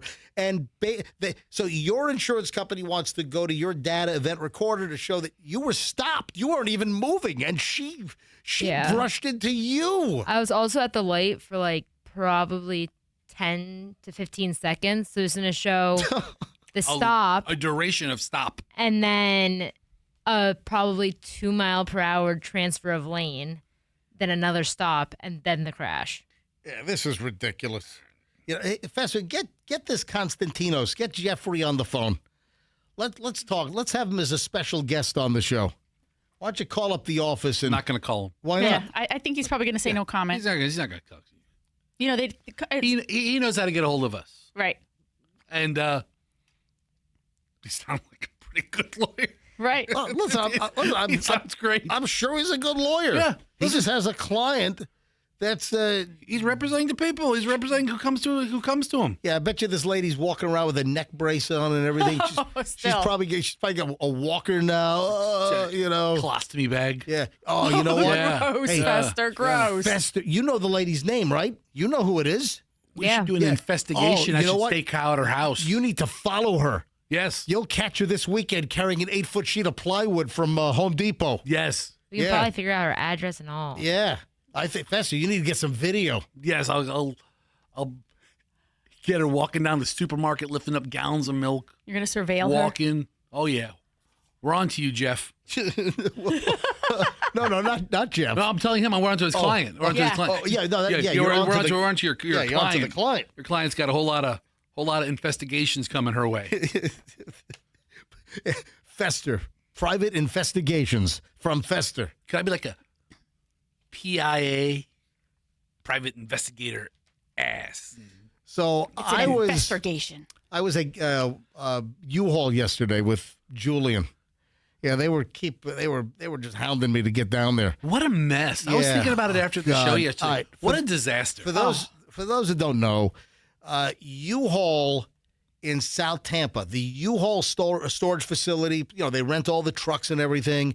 Plus, they have the massive old furniture. The old Levitz building is, huge, climate controlled, and some non-climate controlled areas for storage.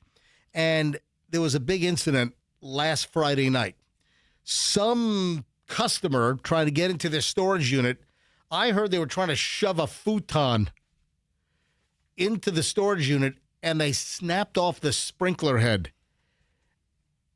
And I heard the sprinkler was running for about 30 minutes and flooded out 138 units. I mean, just a gigantic mess. And I'm at almost the extreme opposite end, and we had water damage in 2 of our U-Haul storage units. Is there like a slight, like microscopic Yeah, grade to it, so all the water would roll off? I'm glad you asked. So that's part of my investigation. So the market president for U-Haul is Bob. Hey, Bob.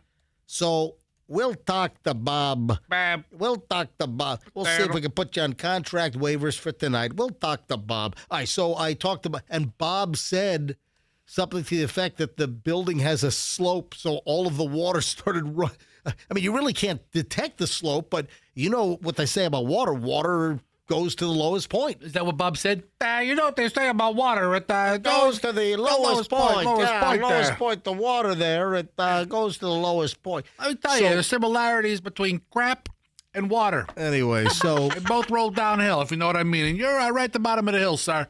Yeah, so it was a complete and total mess for a lot of people. You know, all in all, Michelle, we came out fairly well. Yeah. You know, we got a little bit of damage, but like all of the stuff that's like really important, we're okay. So we had a little bit of damage, a little bit of water damage, some stuff that was on the floor, like my whole collection of kitty Dr. Seuss books, and I'll Fix Anthony got a little wet. But all in all, the important stuff is okay. Fared all right? Right. So we were there yesterday because they were hounding me. They wanted to get this wrapped up. They brought in like a 50-person SWAT team. Cleaners, dryers, movers, you know, they had 130-something people. They had to move to different units.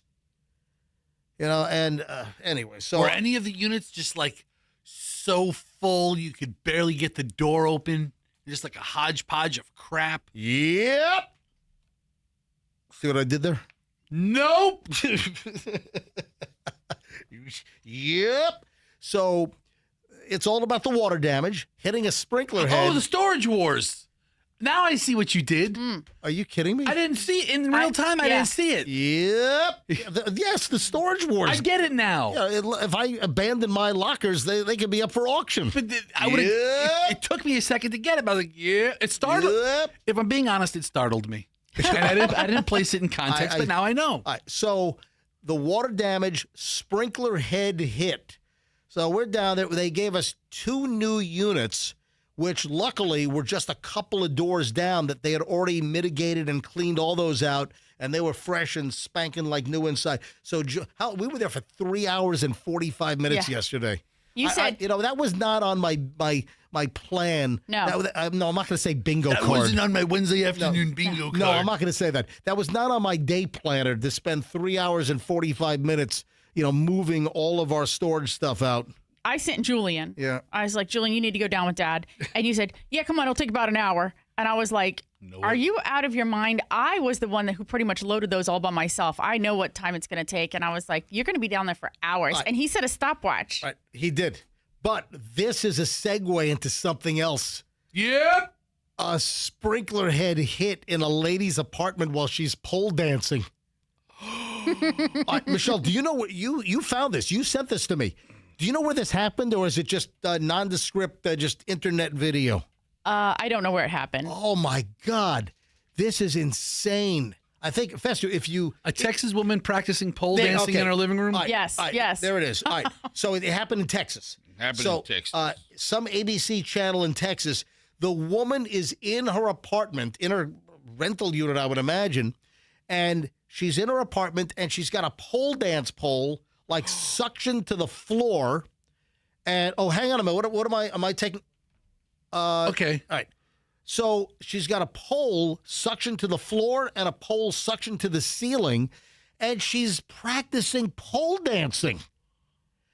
And the pole, apparently, what comes off from the ceiling, whacks into the sprinkler head, knocks the freaking sprinkler head off, and man, the pressure that's in these listen, I'll tell you right now, just look at what happened at the U-Haul on Gandy on Friday night. The pressure is immense. It is intense. So I got to play this audio. This lady's pole dancing accident, hits the sprinkler head with the pole from the pole dance deal. So keep leaning away from the pole, looking at that top rig. All right, so she's watching a video. On her wall-mounted flat screen, she's watching a video, probably some YouTube video, like on pole dancing instructions, so you can hear that. That's the audio you hear first, is the instruction on how to pole dance while she's in her apartment. So keep leaning away from the pole, looking at that top wrist, and you can readjust that hand. Oh, my God. Do you hear that? I mean, it was like a burst of water. It's like Niagara Falls in there. Are you on the Canadian side or the U.S. side? The Canadian side has better views. It does. Yeah, It does. I'll say. Yeah. Much better. The Canadian side's where you want to go. Listen to this thing. Listen to the water that... Oh, my God. Can you imagine that starts dripping down to probably all the floors below her if it's a multi-floored complex? But listen to when the water first bursts. It's like a... I'm going to play it again. So keep leaning away from the pole, looking at that top wrist, and you can readjust that hand. Did you hear the... And then you hear the metal pole like hit clank, clank, clank, hit the ground. My God. That's essentially your storage unit on Right? what, Friday night, Saturday night? Yeah, Friday night. Awful. Yeah, unbelievable. Andrew says grab Chris in Tampa. Hi, Chris. You're on the MJ Morning Show. Hi, Chris. What's going on, MJ? I'm actually a professional organizer, and I've actually dealt with this kind of thing. Wait a minute. Well, hold on. What do you mean you're like who's that Marie? You're like Marie Kondo? I'm not like her. She's. I realize you're not an Asian woman, but yeah. She's a little more upscale than I am. But anyway, I actually have dealt with quite a few clients of mine that actually have had storage units, and this situation has happened before. You really should probably check your homeowner's insurance because you might have a clause in there that says that you are covered under external facilities where you have storage units. Yeah, but, that's a good tip. Yeah, but here's the deal, because they did bring that up. They brought up homeowners. But, when I took an inventory, Chris, our damage is so little. It's, I got some wet Dr. Seuss books, essentially. MJ, yeah. Your wet Dr. Seuss books they're priceless. You know, all right, so I'm going to tell them, I'm going to put in a claim for $17 million. There you go. And I'm letting you guys off easy because really they're priceless. So, I think $17 million, I think that's just write me a check now. No, what about your radios? Are your you said you had a bunch of radios in there. Are those all okay? Yeah, actually the radios are all okay. Unbelievably, the radios were more stacked in the back and on shelves.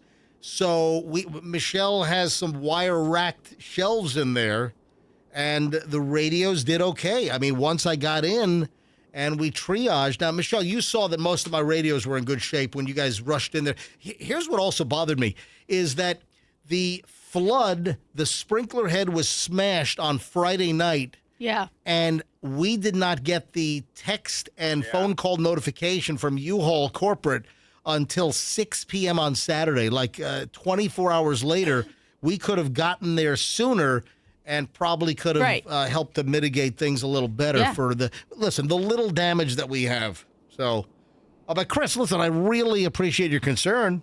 MJ, he brings up a great point. Chris brings up a great point. Okay. I'm online right now. Right. A 1957 publication of The Cat in the Hat, which is probably close to the year you had yours. Oh my God, $3,500? I mean, yours was you were exactly. You were this age in the late 60s. Add that to the cart right now. Yeah. But I mean, these are going for thousands of dollars. Fester's on the Whitmore Rare Books website. Yeah, put that in the cart. $3,500. Original Cat in the Hat. Okay, but these are rare books, MJ. And if you have how many did you have? 20, 30 books? I had one of the original King James Bibles in there. I mean, written by King James himself. No, dude, Chris is like, oh, wow. That's Chris, definitely worth something. Wow. Chris, I'm kidding. I did not. But MJ, if you had these Cat in the Hat books, I had green eggs and ham in there. but if it was given to you by your grandmother and she owned it previously, and it was printed in the 50s or maybe early 60s, it might be worth several $100s. Maybe not $3,500. If I were you, I wouldn't throw anything away until you actually get an adjuster just to go in there and see. It might cost you a little bit, but go in there, get an adjuster, and have him look at things. But Chris, I'm telling you, it's not even worth me calling an adjuster. There's just Michelle, chime in. Yeah, I mean, it is pretty nominal unless you look at the value of those, like the books. Like he's saying, it is worth checking out. You do have some things in there that might be, more valuable than you recognize. How much of my Horton Gives a Who book worth? I don't know. Who knows? Yeah. Hey, Chris, thanks for checking in. I appreciate it. Take care, guys. Have a nice day. Thanks, Chris. All right, so Andrew's trying to get Colleen on the phone. Okay. Is Colleen? It looks like Andrew's talking to Colleen right now. I got a direct message from Colleen back in May. And Colleen said, let me bring Colleen on the phone. Colleen, welcome to the MJ Morning Show. Good morning. Good morning. Good morning, Colleen. So I get a direct message on Instagram from Colleen back in May. It looks like May 17th. And Colleen, you wrote to me that one of your most cherished possessions were the Milton Fludge Cow Crotchety Old Man CDs, and you wrote to me that all of your CDs were destroyed with Hurricane Helene and the flood damage, and you're in Clearwater, is that correct? Right. I was on Madeira Beach when this happened. Oh, my God. And I lost everything and my Milton Fludge Cow CDs that I loved. And when I hear you doing them on the radio, it's oh, thank God you've answered that. So I wrote you back, probably much to your surprise, but I wrote you back that I will get you replacement CDs. So you lost all kinds of stuff on Madeira Beach. So you're in Clearwater now because that's the address you sent me. But this was Madeira Beach back in Helene was like 26 September of 2024, somewhere around there. Right. All right. So you lost everything, including the Milton. How many Milton Fludge Cow CDs did you have? Did you have the whole collection? Oh, just about the whole collection. Yeah. All right. Yeah. So I'm sorry. I'm a long-time listener. Oh, thank you. I'm so sorry for your loss. So I write Colleen back. I'm like, hey, Colleen, let me. I've got some CDs lying around. Let me see if I can cobble together the CDs. So guess what? Guess where I went? We had to go to the storage garage, and that's where I have, Fester, some of the old Milton Fludge Cow Crotchety Old Man CDs. And guess what? Some of the cases of the CDs, they got wet. But oh, Lord. But hold no, it's okay because they're shrink wrapped. Oh, yeah, they're protected. Yeah. I've got some brand new ones. They were protected, and they're fine. So the outer box, oh, yeah, thank God. Thank God they're dry. Oh. With the whole, this is kind of like full circle. You had flooding damage from Hurricane Helene. You lost all your crotchety old man Milton Fludge Cow CDs, and I have to deal with a U-Haul storage unit flood. And those the boxes got wet, but the CDs are okay. So awesome. I finally got the storage, and I said, listen, as soon as I can, find these, I'll try to get you replacements. Guess what? I'm going to grab these. Do you ever watch us on MJ TV on YouTube by any chance? Yes. All right. Well, if you're watching right now, Colleen, I found the entire collection for you. Oh, wow. Oh, my gosh. Awesome. I have all 7 CDs, MJ and BJ, Classic Crotchety and Wisecracks. I've got Crotchety Christmas. I'm going to hold these up to the camera. I've got the original one. I've got Crotchety Christmas 1. I've got Crotchety Christmas 2. Look, it still has the unbelievable. It still has the $13.99 sale sticker from Musicland. That was the sale price. Oh, I'm sorry. No, Blockbuster Video. Wow. Blockbuster Video. Well, So this- Blockbuster had music too. Yeah. Blockbuster Music. Yeah. So exactly. That's amazing. All right, so Crotchety Christmas 2, Crotchety Christmas 3D. I've got When Crotchety Attacks, double CD set, and that was the one that was limited edition with everyone was numbered. You're going to get 10,014. 10,014 is what you're going to get. Then Y2 Crotchety.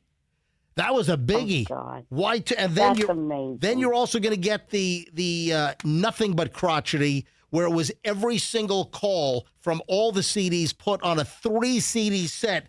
I've got all 7 CDs for That's you. amazing. You know, I'm looking at these CDs. Thank you so I'll much. tell you it's amazing. I'm looking at these CDs and I'm saying, man, these freaking things built our house, Michelle, in Beach Park. I know. That's what I'm saying. There's It's a paver. hilarious. There's a paver at his place with your name on it, Colleen. Hey, Colleen, do you want to come by the studio and come in live and I'll give you them, or you want me to mail them to you? Can you mail them to me? Yeah, I would love that. I will, Colleen. I will mail Thank you so much. All right, I'll send Bailey to the post office after the show. Bailey, do you know how to mail stuff? I can figure it out. Have you ever been to a U.S. post office? No. Oh, wait a minute. You're 22 years old. You've never been to a post office? No. Oh, yeah. First time for everything. Yeah, really. Yeah. First, there we go, Colleen. Colleen, I'll get these in the mail to you. Thank you for You're listening. amazing. Oh. And keep doing what you're doing. I've been listening to you for years. Well, Colleen, and thank you. just amazing. Thank you, Colleen. All right. I'm glad we can make your collection complete and replace the damaged Hurricane Helene crotchety old man CDs. Helene, Colleen and Helene. Colleen was hit by Helene. Yes. All right. Oh, God. Yes, she was. Send me a direct message again once you get the package, okay? I will. Oh, and wait a second. I will. And is it still the apartment E2? Is that still the right address? Yes. Okay, I Yes. got it. We'll put them in the mail. Colleen, thank you for being a listener. Oh, thank you for what you do. For real. Thanks, Colleen. Have a great day. All right. You too. Thank you. Look at that. Look at that, Colleen. I made her life. Don't say that. Okay. I made her month. I mean, All right. she's like, I can finally rest now. Yes, she can. MJ made my life. Oh, will you stop it? Stop, Fester. I mean, make your life. I mean, if somebody makes your life, what else is there to live for? Speaking of the crotchety old man, I do have a classic crotchety old man call queued up because it is going to work tongue and groove with a story that I have. We do have an actual news story and a crotchety call just will go hand in hand. So we'll get to that coming up in What just... a great premise, a crotchety call, to call like a storage facility. Or U-Haul? Or you're having a major flood at that time. You hit all the sprinklers. just hit the sprinkler system. Sir, step away from the sprinkler system. It's gushing water. It's like Niagara Falls in here. I can't swim. I can't swim. I'm drowning. Oh, man. Oh, hang on. I'm looking at my direct messages right now. Hold on. All I see is from Joseph Wheeler. I'm going through the exact same. I'm guessing that he's probably talking about a low-impact car deal like what you're going. Let me just click on this. Let's see. MJ, I'm going through the exact same thing that Bailey the intern is. My dash cam caught everything. The person hired an attorney. There was zero damage. They hired an attorney and are claiming that this lady can no longer walk and is living in excruciating pain. I sent the video to my insurance company. This was February of last year. Yeah. Oh, my goodness. Oh, my. Like, the guy's got a video, some lows, and the lady can't walk. She's in excruciating. Man, the people that think you can have a fender bender and then think like you're winning one of those $5 million, gold rush lottery scratchers, I hope this doesn't go on for that long. It won't affect your life. Just let the process happen. Whatever. It's going to be in the hands of your insurance company. And then your dad's going to get the jacked up premium anyway. So what do you have to worry about? Hey, Julian, if you're listening, call in. Julian, call the hotline right now. Julian, the son of MJ and Michelle, call us right now if you're listening. So we're going to what this afternoon at 2 o'clock, Fester? You're going to see the big movie. What's the Odyssey movie? Yeah, we're going to see the Odyssey, the new Christopher Nolan. It's got a massive score already from the critics. Every review I've read is great. You know what's really funny? What that? Your daughter posted like a screenshot of the text messages of do you want to go to the Odyssey on her Instagram? Yep. I thought you guys were going to the strip club Odyssey. And I was like, why would she? I was like so confused by that. Wait, there's a strip club called the Odyssey? Yeah, it's like on Dal Maybury. I'm pretty sure. No, it's not. Stop. What's the name of the street? I say it again? Dal Maybury. Is that not it? How long have you lived here? 4 years. Okay. Yes, Bailey, you are correct. The name of the street is Dalmabala. All right. It's, repeat after me, Dale Mabry. Have you ever heard the name Dale, the first name Dale? Yeah. Dale. Dale and Chip, isn't it? Chip and Dale. Yeah. Right, yes. Yes, so Dale. Mabry, it's not Mayberry, it's Dale, but that's a common mistake. A lot of people from New Jersey call it Dale Mayberry. Yeah, see? Right. It's just where I'm from. She didn't say Dale Mayberry. She just said Dal. Wait a sec. You're thinking of 2001 Space Odyssey. Yeah. But no. Do they still call it? Isn't it just 2001 these days? Do they still call it the Space Odyssey? I'm looking at the Google Maps right now. It says 2001 Odyssey. Yeah. I always just passed the big sign, so when I saw that, I was like, what? They're going to like a family trip to the Odyssey? Wait, I'm talking about going to the Odyssey, the movie, the new Christopher Nolan blockbuster masterpiece. And you think we're talking about going to, that Julian, Michelle, and I and Chloe would go to the strip club 2001 Odyssey? Yeah, I'm on their Facebook page. It's 2001 Odyssey with their name. Yes. Oh, man, that's hysterical. All right, so we're going. But did Julian call? I guess Julian's not listening. So, Michelle, we need to know a couple of things. You already read me the riot act of rules regarding... We're going to the 2 o'clock show, right? Veterans 24. Yeah, I think so. In the IMAX theater, but it's not the real 70 millimeter IMAX, which there are only like 25 or 28 real true IMAX theaters around the country. Now the Veterans 24 IMAX, it's a nice theater. It's a good play. But why don't we have a real deal IMAX in the Tampa Bay area? Well, the CEO addressed this. Yes. The issue with the IMAX, why we have only so many 70 millimeters and also so many of the other ones as well. Right. The problem is they haven't made any new IMAX film projectors in about 50 years. What? So they retrofit them. What? Yes. They retrofit them, they rebuild them, and part of their strategy is to see how far they can keep those. That's the plan? But what happens when they break and they're not repairable anymore and you got a whole massive building with a 3-story screen or whatever? When asked why IMAX couldn't just manufacture brand new 1570 film projectors, he said the idea simply isn't realistic. We build new projectors every day, but film projectors using this film is not practical. So we've got to find them and we've got to rebuild them, which is what they did for the Odyssey. But can all 2,000 of the theaters have the film projectors? No, there's just not that many around. All right, I'm confused. I know. So is it the camera that records it? No. Or No. You have to have projector. you have to have an IMAX camera, right, to record. And I think the film is like I think it's technically like 65 millimeter film, and then the additional millimeters were for the soundtrack or whatever. That's why it's called 70 millimeter. But it's the projector to play the actual film. So that's interesting. But yeah, I didn't know that either. They need to find one more so we can get a real IMAX theater here in the Tampa Bay area. So here's the deal. We have to be there on see, I don't like watching all the trailers and I like to get there, just a couple of minutes before I don't need to see Nicole Kidman and her little spiel. And are you kidding me? I'll watch her read the phone book. What's her famous line in there? Heartbreak feels good in a place like this. Oh, yeah. Say it again. No, it doesn't. Say it again. Heartbreak feels good in a place like this. Yeah. Something like that. That's why Keith Urban took it to the theater to break up with her. Oh. Oh, you think so? That's a good burn, Beth. Oh. Hey, Nicole, it's but over. What did he say about the movie? What do we have to do? We have to adhere to some strict situation today. In some of the IMAX theaters, they have no previews. They only have like a 4-minute Dune, I guess, promotion. All right, so today for us. Yeah.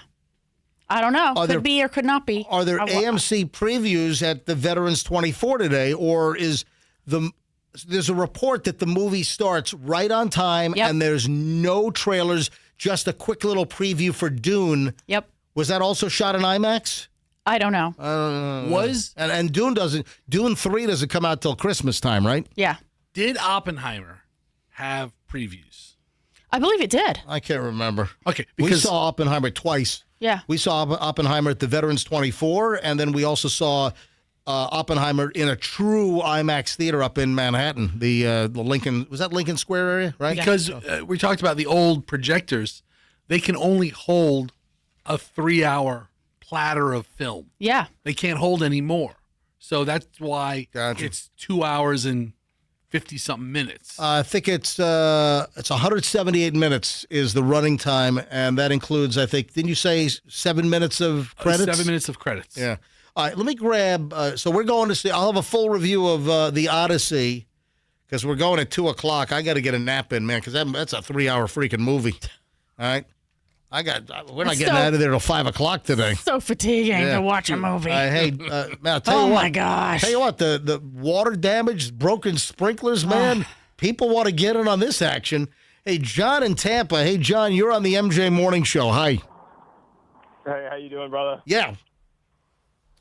Yeah, so I just calling in with a story. So I went to college at West Point, so the military academy up in New York. And, Congratulations. Good job, my friend. Did you graduate from West Point? Yeah. You know, it was pretty easy, actually. It was pretty fun, you know. But hey, hold on. Being a plebe was fun?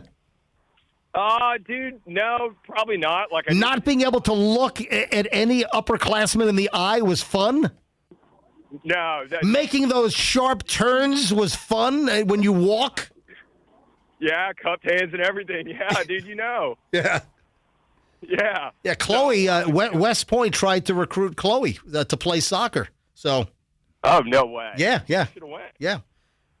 Yeah, no, so it was brand new barracks, right? You know, those barracks are built, 1802, the country was founded, or the school was. Yeah. So they got these brand new renovated barracks for the first time since, like, the Kennedy administration. So right. They renovate these barracks. It's historic. Costs probably $50 million to do because it's all granite. They got to do it. We got AC finally. We're the first group of like 200 kids to move into these barracks. They have a ribbon cutting ceremony. 2 hours later, me and my buddy are moving in. First floor room. We're moving in there. We got these bunk beds, about 8-foot high ceilings, and the top bunk is open. And we're trying to move our bunk bed to where we want it in the room. And we're like, dang, this thing won't move. And we're like, hey, here's what we're going to do. It's stuck on the floor. Let's run from one side of the room to the other. And let's like put our shoulder into it and knock this out. We hit it. And brother, you would have thought Niagara Falls opened up in our room. Oh my God. Yep. In the ribbon ceremony, I promise you, happened like 2 or 3 hours before, like with the newspaper there and like the general, and it's probably 8 at night, and I have Niagara Falls in my room, and it sounds just like that video. I was laughing out loud when I saw that I heard that poll video. What year was this? And the worst part is, this had to be 2015. I was a senior. Wow. 2016 maybe. Yeah.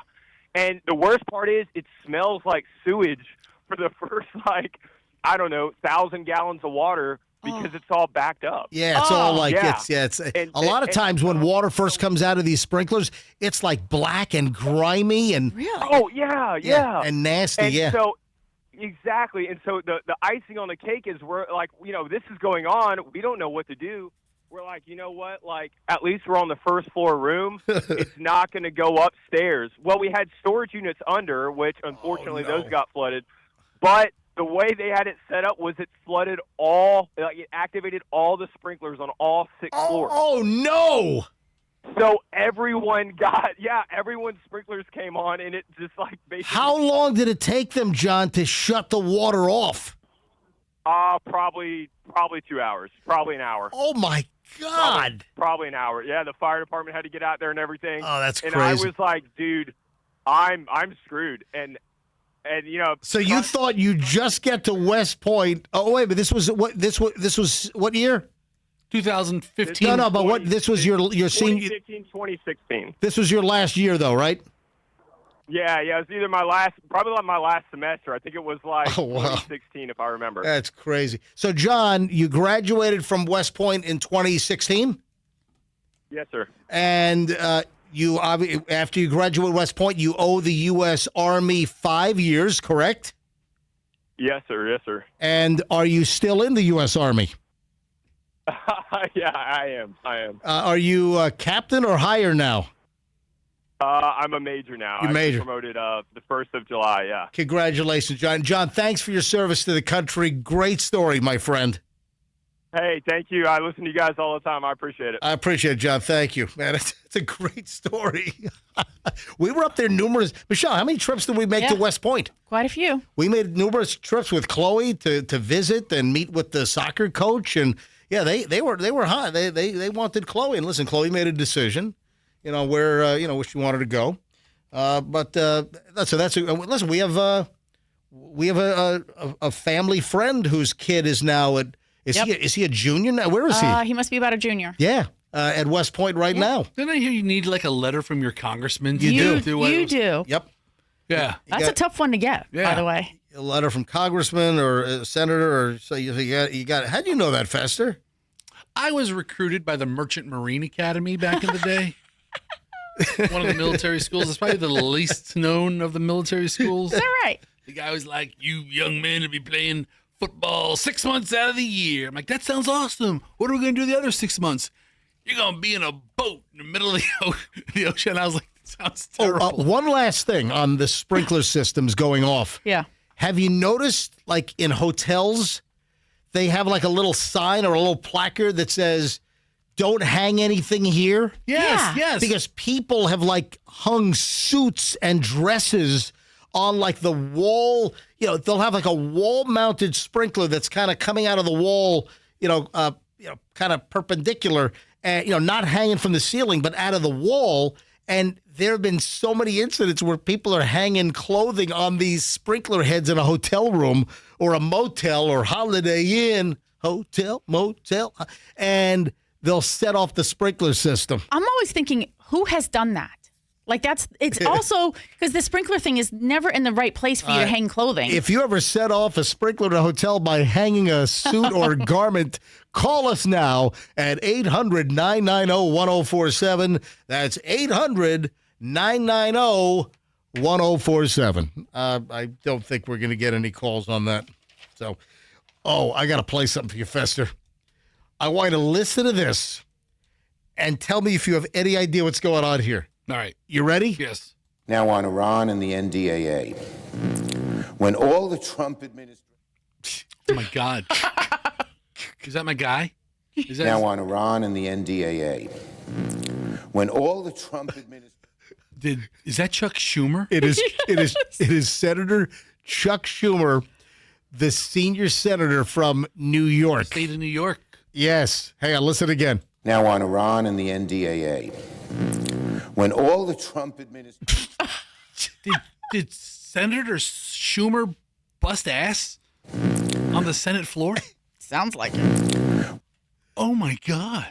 Senator. What? Does that go in the congressional record? Because like every word or everything that's said at the podium goes into the record, right? How do they incorporate that? Yeah, it's like whatever he said about Iran, and then it's like in parentheses, insert fart, and then goes back to his dialogue. How do you spell that? Actually, I think it would start. I think the actual sound starts with a P. Hey, Okay. Hey, listen to this though. Listen to the noise. Listen to the ISO of his fart. Oh, hang on. What did I just That's say? wrong. Oh, because Andrew just moved my thing. All right, hang on a minute. Listen. But listen to this. I mean, it sounds like a fog fart. Doesn't it say cat is a... The sound has like the same kind of... So he doesn't even acknowledge it. So he's talking about something with Iran and the Trump administration. He's on the Senate floor, and he busts ass. Now on Iran and the NDAA.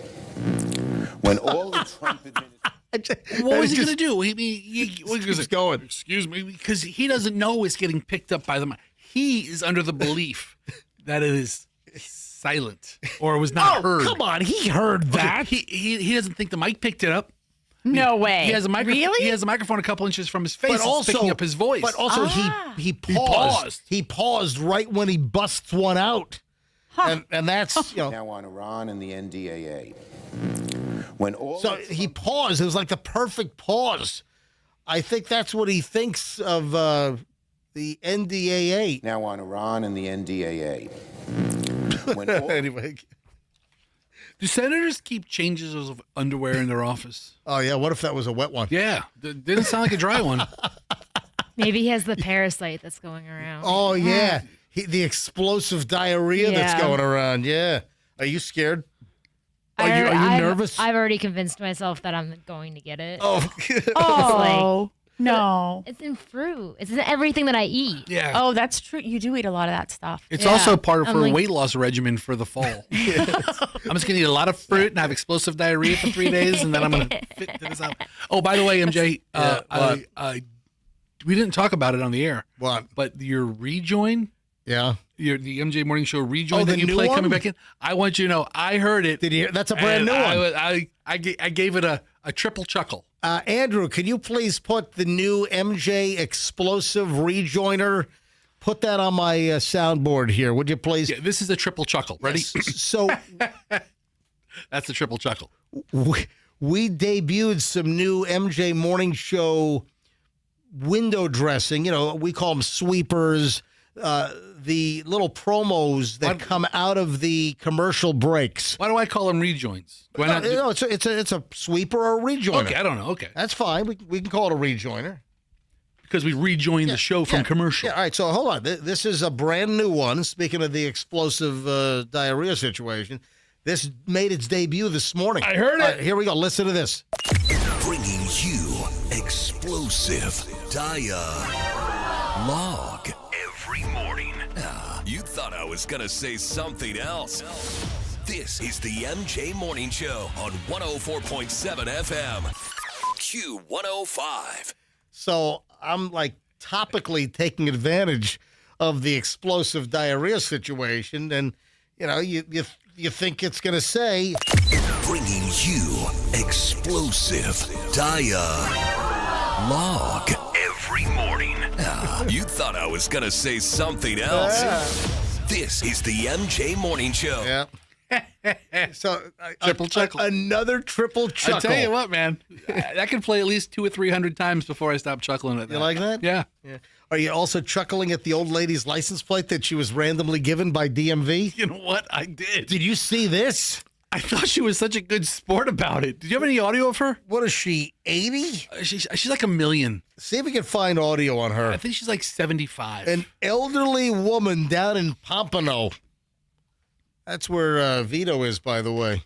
Only the best. Vito. So Vito must live right down. His Vito store must be right down the street from this lady. An elderly woman in Pompano Beach is asking for a new license plate after she got one with a combination of letters and numbers that she finds inappropriate. The license plate reads SQZ A55. But when you look at it, the fives look like they could be S's. So you've got SQZ A55 or ASS. It looks like this old lady's license plate says squeeze ass. That's so funny. It is so funny. All right, I'm going to hold this up to MJTV. Andrew, do you have it? Is that pretty clear? If you're watching MJTV right now, I'm holding the image of her license plate up. So this is just random. I mean, SQZ, your mind just wants to say squeeze. Squeeze. SQZ. And the new letters they have on the Florida license plates are blockier. Yeah. Oh. They're not A55, and it looks like ASS, so squeeze ass. The numbers almost look like they're from... You know what? That's what Chuck Schumer did. Yes. He wishes he would have squeezed his ass. Would have contained that. Would have backed up out of his mouth. All right, so I have a Instagram video from CBS News that kind of highlights the whole article, and I know they go to her a couple of times. Oh, my, this is hysterical. Right. And the lady is, what, you're saying like 75 years old? I think she's 100. So how did this get by? Because, you know, the DMVs at states around the country, there are companies that have figured out all of the inappropriate combinations. And this one, I guess, this got by him. Tell you what, man, whatever system they have, it's failing. It should have been stopped. But the old lady seems like a relatively good sport about it. Roll the audio here. What do you have? Looked at it, and I said, I don't think so. The plate reads SQZ-A55, but it can have a different interpretation if you look at it from afar that can be considered inappropriate. This is what 76-year-old Nancy Dello Strito said about the plate when she received it.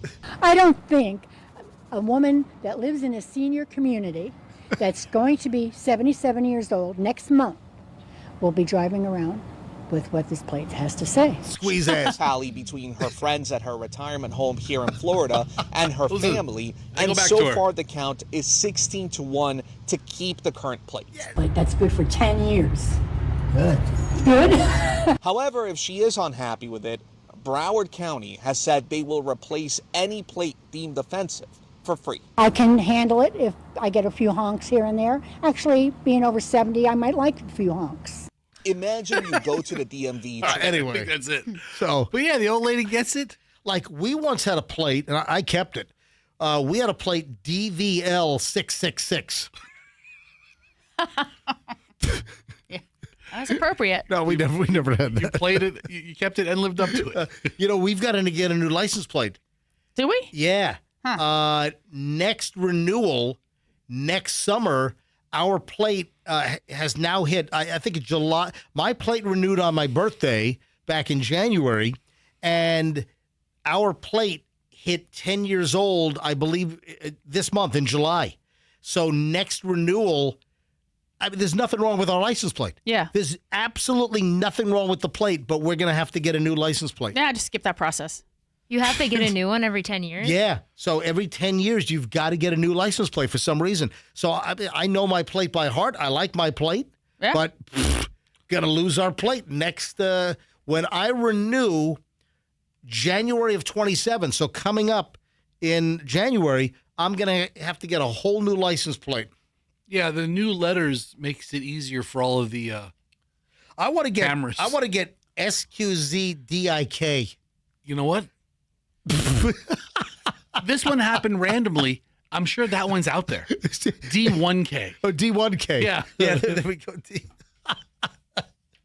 Oh, man. Anyway, 70s. And you hear what they said?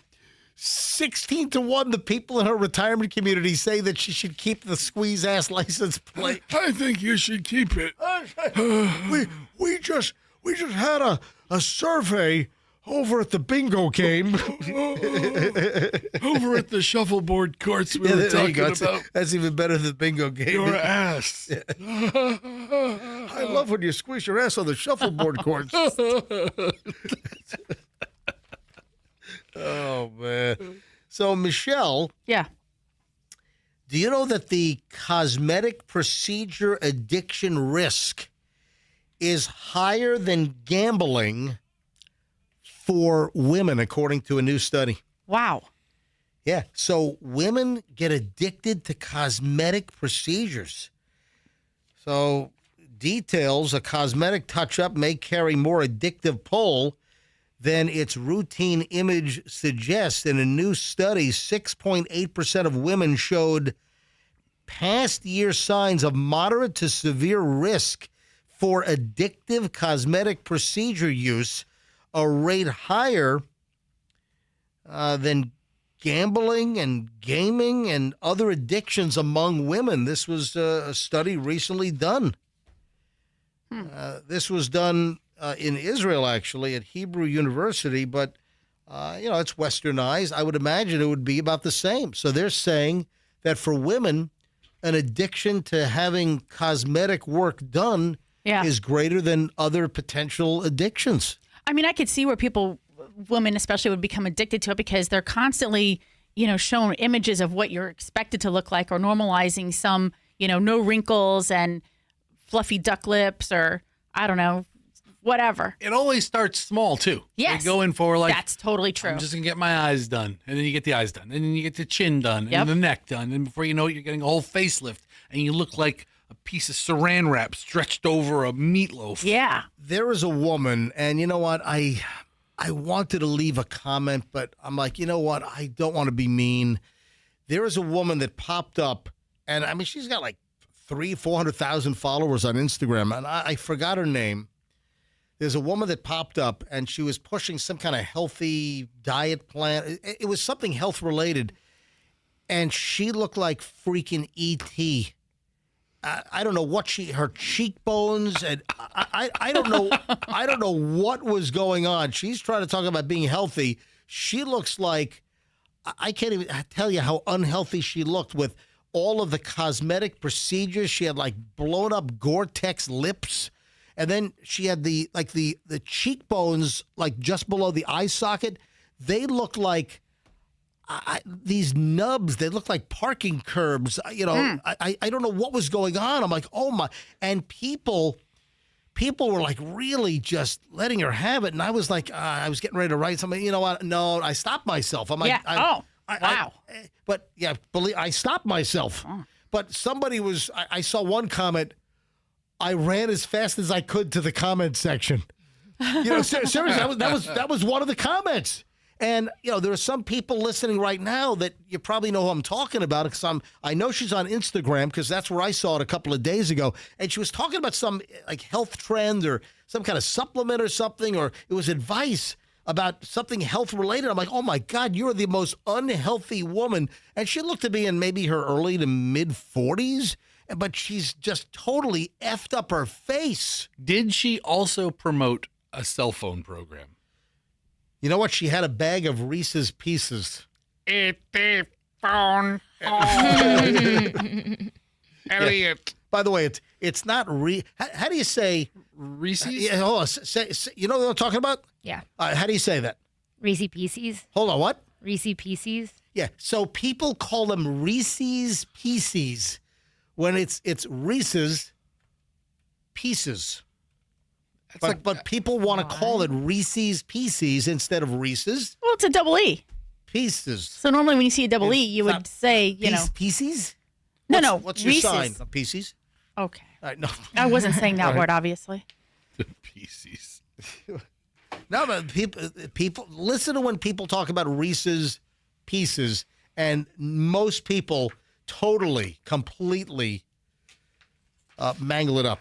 Oh, did you see the drunk principals? Where? Dude, not just one drunk principal, 2 drunk principals. Where do you think this happened? Florida. Where in Florida? Okay. I knew it was Florida as soon as you said drunk principal. Oh, my God. Listen to this. 2 Florida principals arrested for alleged drunk driving hours apart. But wait a minute, you're like, oh, that's coincidental. So you got one principal pulled over and busted for DUI, then another principal. Wait a minute, this story gets really, really good. Well, listen, it's bad because they're drunk driving, but it's like you can't make this crap up. Florida, baby. So 2 Florida school principals arrested for alleged drunk driving. This happened hours apart after cops stopped the same vehicle twice in one night. You're like, what the heck? Jennifer Jimenez, 41, was arrested at 2 a.m. on July 5th after deputies saw the white Jeep that she was driving drift into an oncoming lane and strike a curb. This is according to the Orlando Sentinel. Jimenez, the principal of Pinecrest Academy in Tavares, Florida, admitted that she was drinking a little bit earlier in the day, according to the Lake County Sheriff's Office. A police affidavit said that she was very unsteady and choppy and staggered and swayed as she was attempting to stand still. She refused the field sobriety testing, and she was arrested. Cops in Lake County said that her passenger, Christina Alcalde, 45, was also too impaired to drive. So they arranged a ride share for her to get home because she was the passenger. She wasn't busted for DUI. All right. She left the white Jeep parked nearby. About 2.5 hours later, authorities pulled over the same Jeep again and found the passenger now, went back to the Jeep, and they found her behind the wheel of the Jeep. This lady's a wreck. She's the principal of neighboring Pinecrest Lakes Academy, and she was arrested after she did submit to a field test, a field sobriety test. So Jimenez and Alcalde, they both pleaded not guilty to DUI charges and refusing testing. I think Andrew has the audio. Oh, my God. This is unbelievable. All right, we've got audio on this. You can't make this crap up. No, you really can't. I mean, they're getting all their partying in back before school starts in a couple of weeks. Is that right? All right, here's the first one. Here's Jimenez, the first one that got pulled over for DUI. We're both principals. Stop. Miss Jennifer, you can... Oh, my God.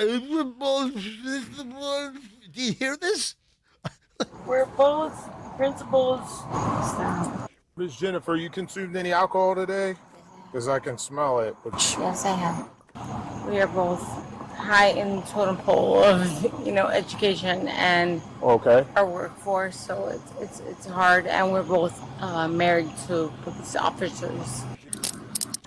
Hold on, did she say we're both married to police officers? No, she said we're both married to police officers. Oh my God. They are drunk. And then you can hear the handcuff click at the very end as she's getting hooked up. Wow. All right. That's Jennifer. You want to hear that one more time? Yeah. All right, one more time. We won't interrupt it. We're both principals. Stop. Miss Jennifer, you consumed any alcohol today? Because I can smell it. But... Yes, I have. We are both high in the totem pole of, education and our workforce, so it's hard, and we're both married to police officers. What'd she say? We're both married to police officers? I heard officers. Oh, my God. All right, that's the first one. Then the other principal that was the passenger that went back to get the Jeep that was left on the side of the road. Here's her audio from her arrest. Why are you driving? I'm not meaning to do anything wrong. I'm way better. I just talked to you. You were really drunk when I talked to you. I know. It's a couple hours later. All right, go ahead and put your hands behind your back, okay? No. You guys are gonna arrest both of us? Yeah. No. Did you hear? No.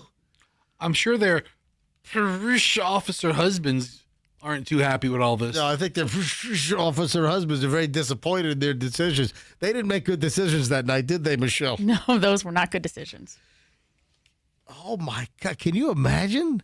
Now, what does that do to their principal jobs for the upcoming school year? So, like the Pinecrest Academy, I think they're like all over.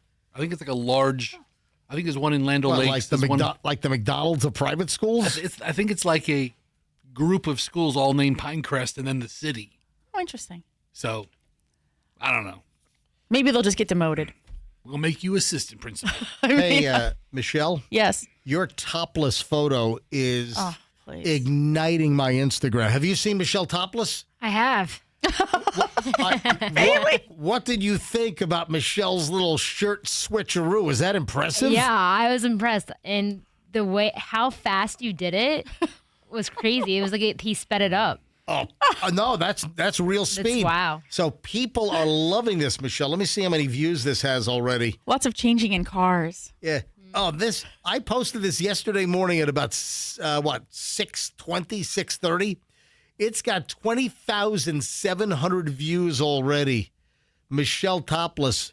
And the backstory is that we had a special guest in the studio, Jeff and his wife, and they made these nice embroidered MJ logoed T-shirts for us for the new studio.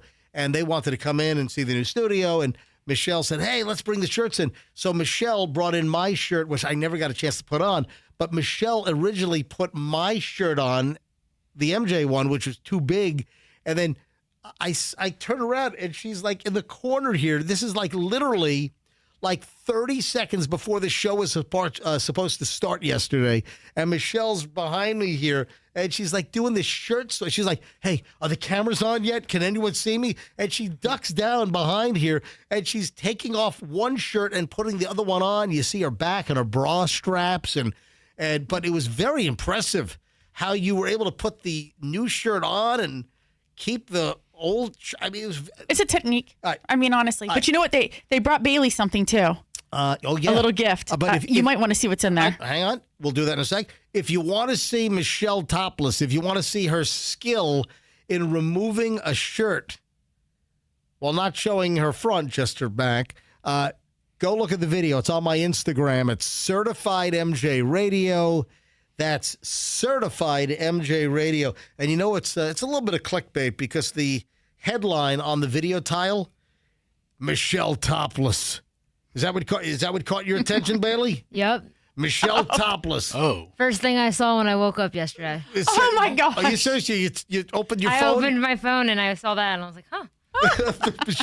They're having fun this Wednesday. I should have been there. Right. If you want to see it, if you want to see Michelle topless and her fancy schmancy shirt switcheroo, go to my Instagram, Certified MJ Radio. That's Certified MJ Radio, and it is the top item. I saw that, and then I saw that you guys were going to the Odyssey. I got all mixed up. Yeah. Yeah, we're going to see the movie The Odyssey, not to the Odyssey Strip Club 2001 on Dale, what? Mayberry. No, it's Mabry. Mabry. Dale Mabry. But it was Jeff and Jean, right? Fester, who came in yesterday. Yeah, Jeff and his wife Jean came in, and they brought everybody on the show lovely gifts. And they were so disappointed that Bailey wasn't here, but they left her gift. So do you want to see what they brought Bailey? What they bring? Sure, yeah. Open up Bailey's gift. All right. Yep. She's opening up the little package right now. Bailey moved her Wednesday to today, a Thursday. What is it? Is that Rumpelstiltskin? Rumplemans. It's Rumpelstiltskins, whatever that. What? There's more. How Everyone many, wants how many one. did they get you? How many Rumplemans are in there? They gave her little roadies of Rumplemans. All right, I gotta try this. There you go. Can I open this? Yeah. Can I take a?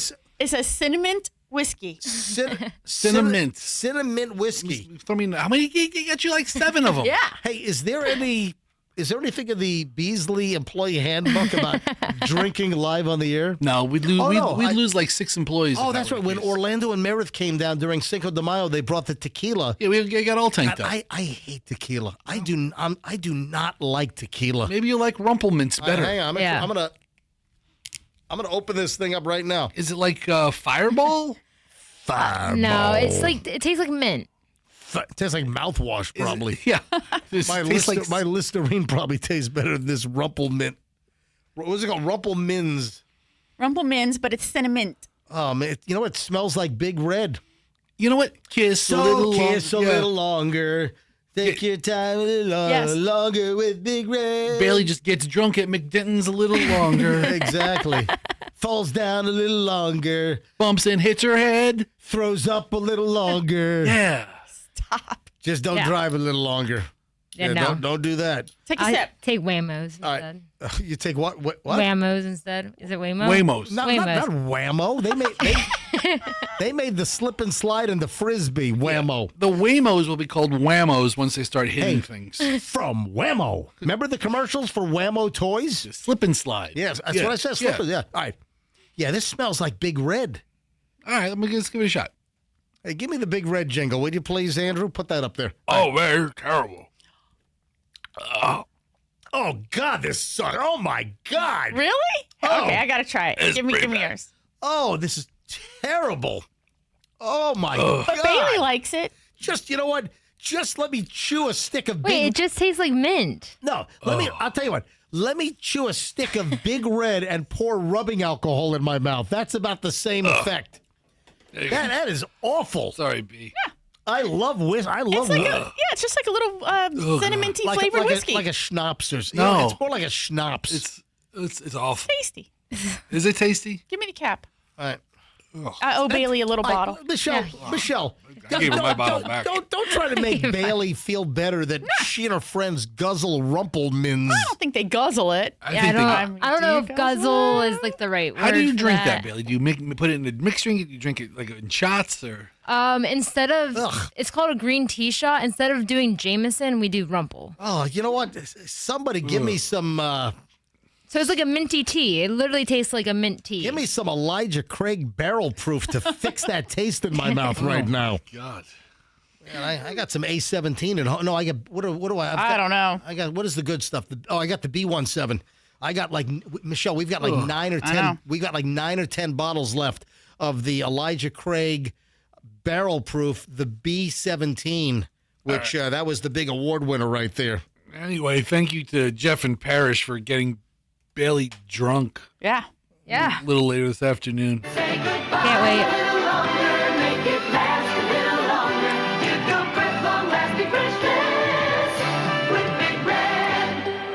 My God, that's awful. That's terrible. Yeah.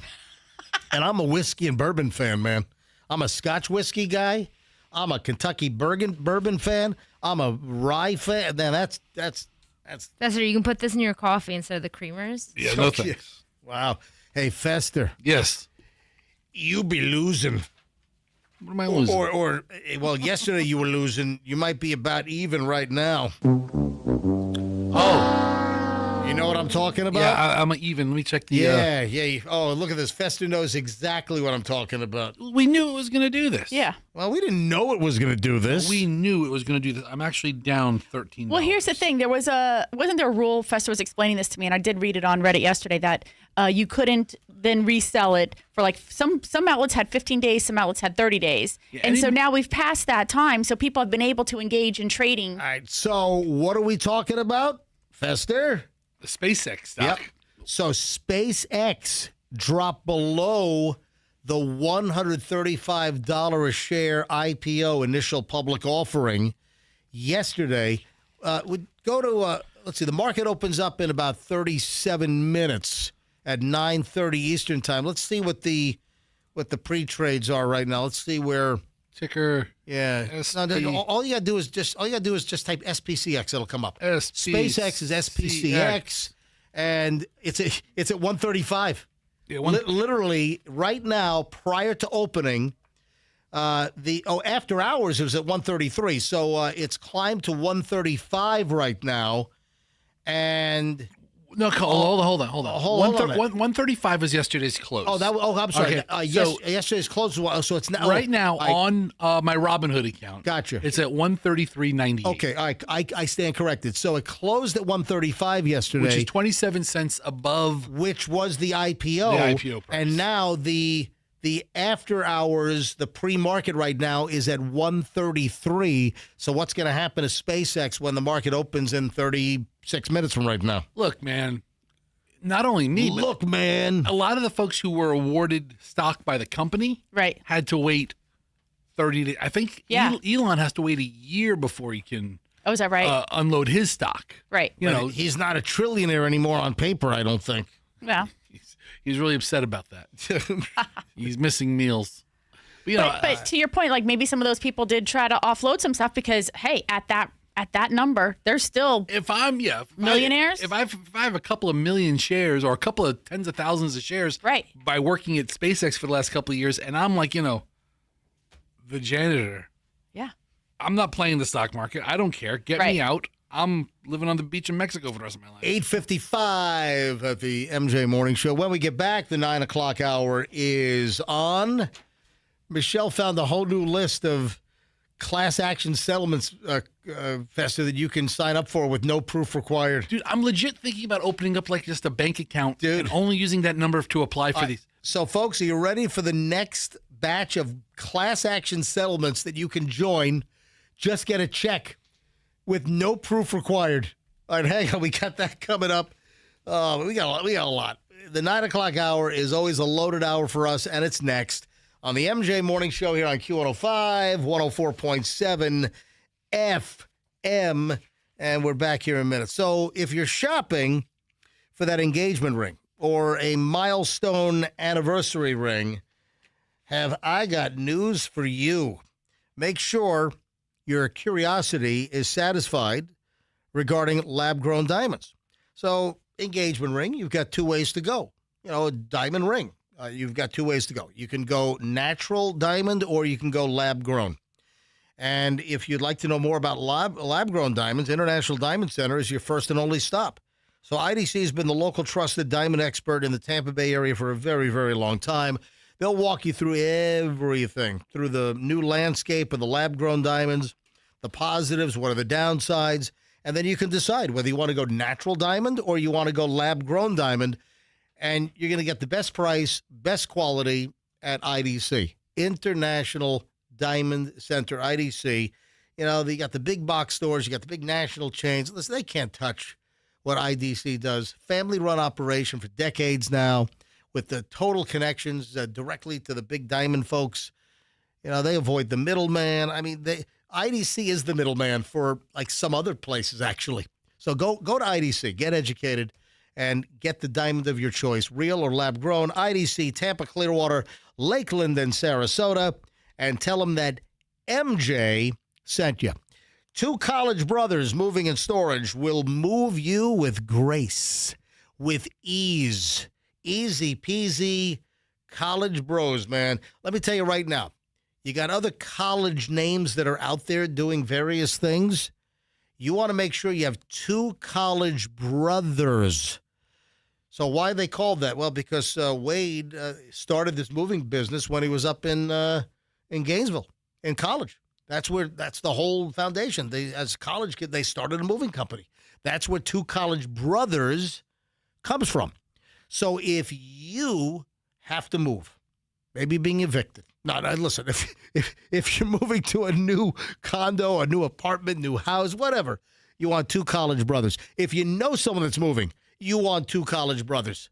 It's as easy as that. TwoCollegeBrothers.com, the smartest move you'll ever make. And when you mention me, they'll give you free moving boxes. Yeah, mention MJ, get free moving boxes. TwoCollegeBrothers.com, the smartest move you will ever make. I tell you, I saw a white Genesis on the road yesterday. I saw a gray one, a black one. I saw GV70, GV80. Man, they are great-looking SUVs. And if you've been looking at Genesis, hopefully you're looking at Genesis of Tampa. And if you didn't know this, there's now a Genesis dealer in Tampa. Yeah, up until last August, you had to go to Pinellas County or to Polk County to get a Genesis. No. There's a brand-new Genesis dealer. It's Genesis of Tampa at 275 right off Bears or Bierce at Nebraska. So go test drive that GV70, GV80, G70, G80, car, SUV, your choice. These are well put together vehicles, highly engineered, extremely safe. Look at the crash test. Hey, they said that the SUV that Tiger Woods was driving when he rolled it like 18 times, they said the Genesis saved his life. GenesisofTampa.com. Summer savings is on. You don't make a payment for 90 days. GenesisofTampa.com for service also. And tell them that MJ sent you. There is an offer from Zero Res right now that you should take advantage of. You got what? Like 14 days left, 15 days left. Hurry. 26% off everything from Zero Res. Zero Res carpet and air duct cleaning and tile and grout cleaning. Every single service is 26% off right now. Carpets, need them cleaned? 26% off. You want to get the filth and muck and grime out of your air duct system? 26% off right now. Grout, make your tile and grout look brand new. 26% off. Upholstery cleaning. Maybe your couches have Chef Boyardee raviolio sauce stains all over it from the kids. You got chocolate all. Get your sofas clean. Get your dining room chair. Everything 26% off. And you want zero res because they use ZR water. They don't use the heavy soaps and shampoos. They don't leave a residue. Go to ZeroResTampaBay.com. ZeroResTampaBay.com. Tell them MJ sent you. By the way, the code, if you want to book online, is SUMMER. So promo code is SUMMER for 26% off. Or just call them up, ZeroResTampaBay.com, and tell them MJ sent you and get your 26% off everything. Traffic's on at 9:01. MJ Morning Show back in literally like 2 minutes. Stand by. Tampa, we have a crash on Hills.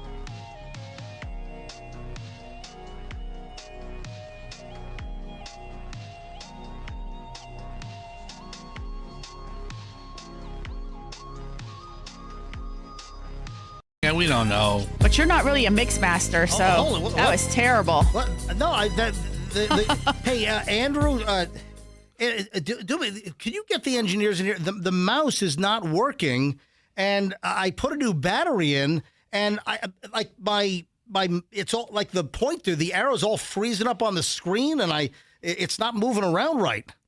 Can you? Yeah. Were you listening in there? What was going on? So what? It's like we come out and then the song starts. You keep a song in there as like a placeholder, but we never play the song. I play the rejoiner coming out. Yeah, the whole, and the only way to control this damn thing is this wireless mouse.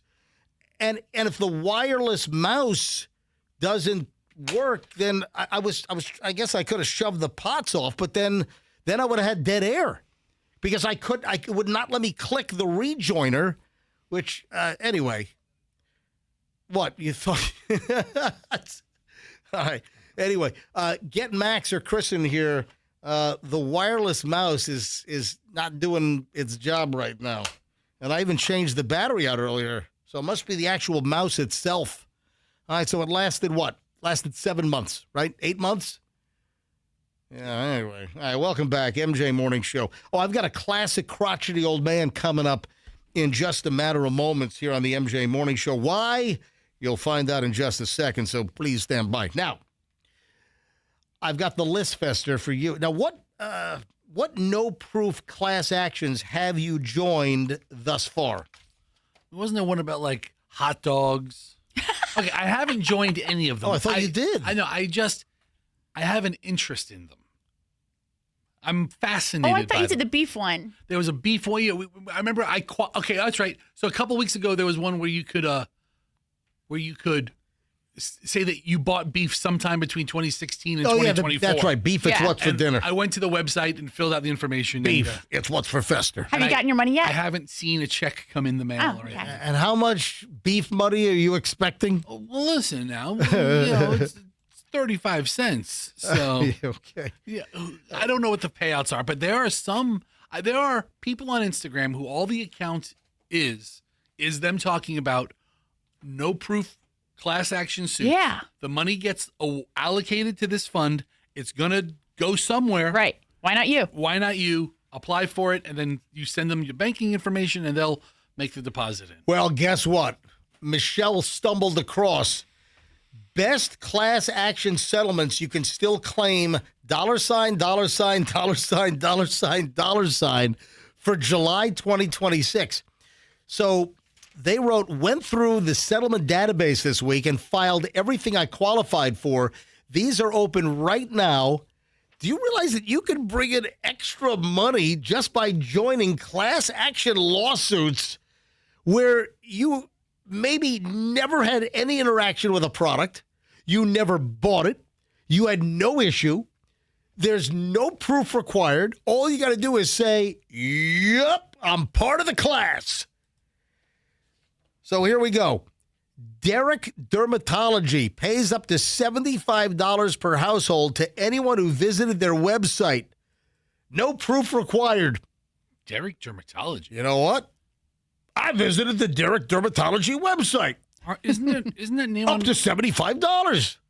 Hold on. Is their name on a building right at 275 and the bridge almost on the Tampa side? Derek West Shore and West Shore and 275. Right across from the mall. Right, that's the one you keep asking me about. Oh yeah, I'm like, what the hell is Derek Dermatology? What do they do? Are they like a dermatology pharmaceutical? Look it up. They owe you money now. Go to their website. They owe us money.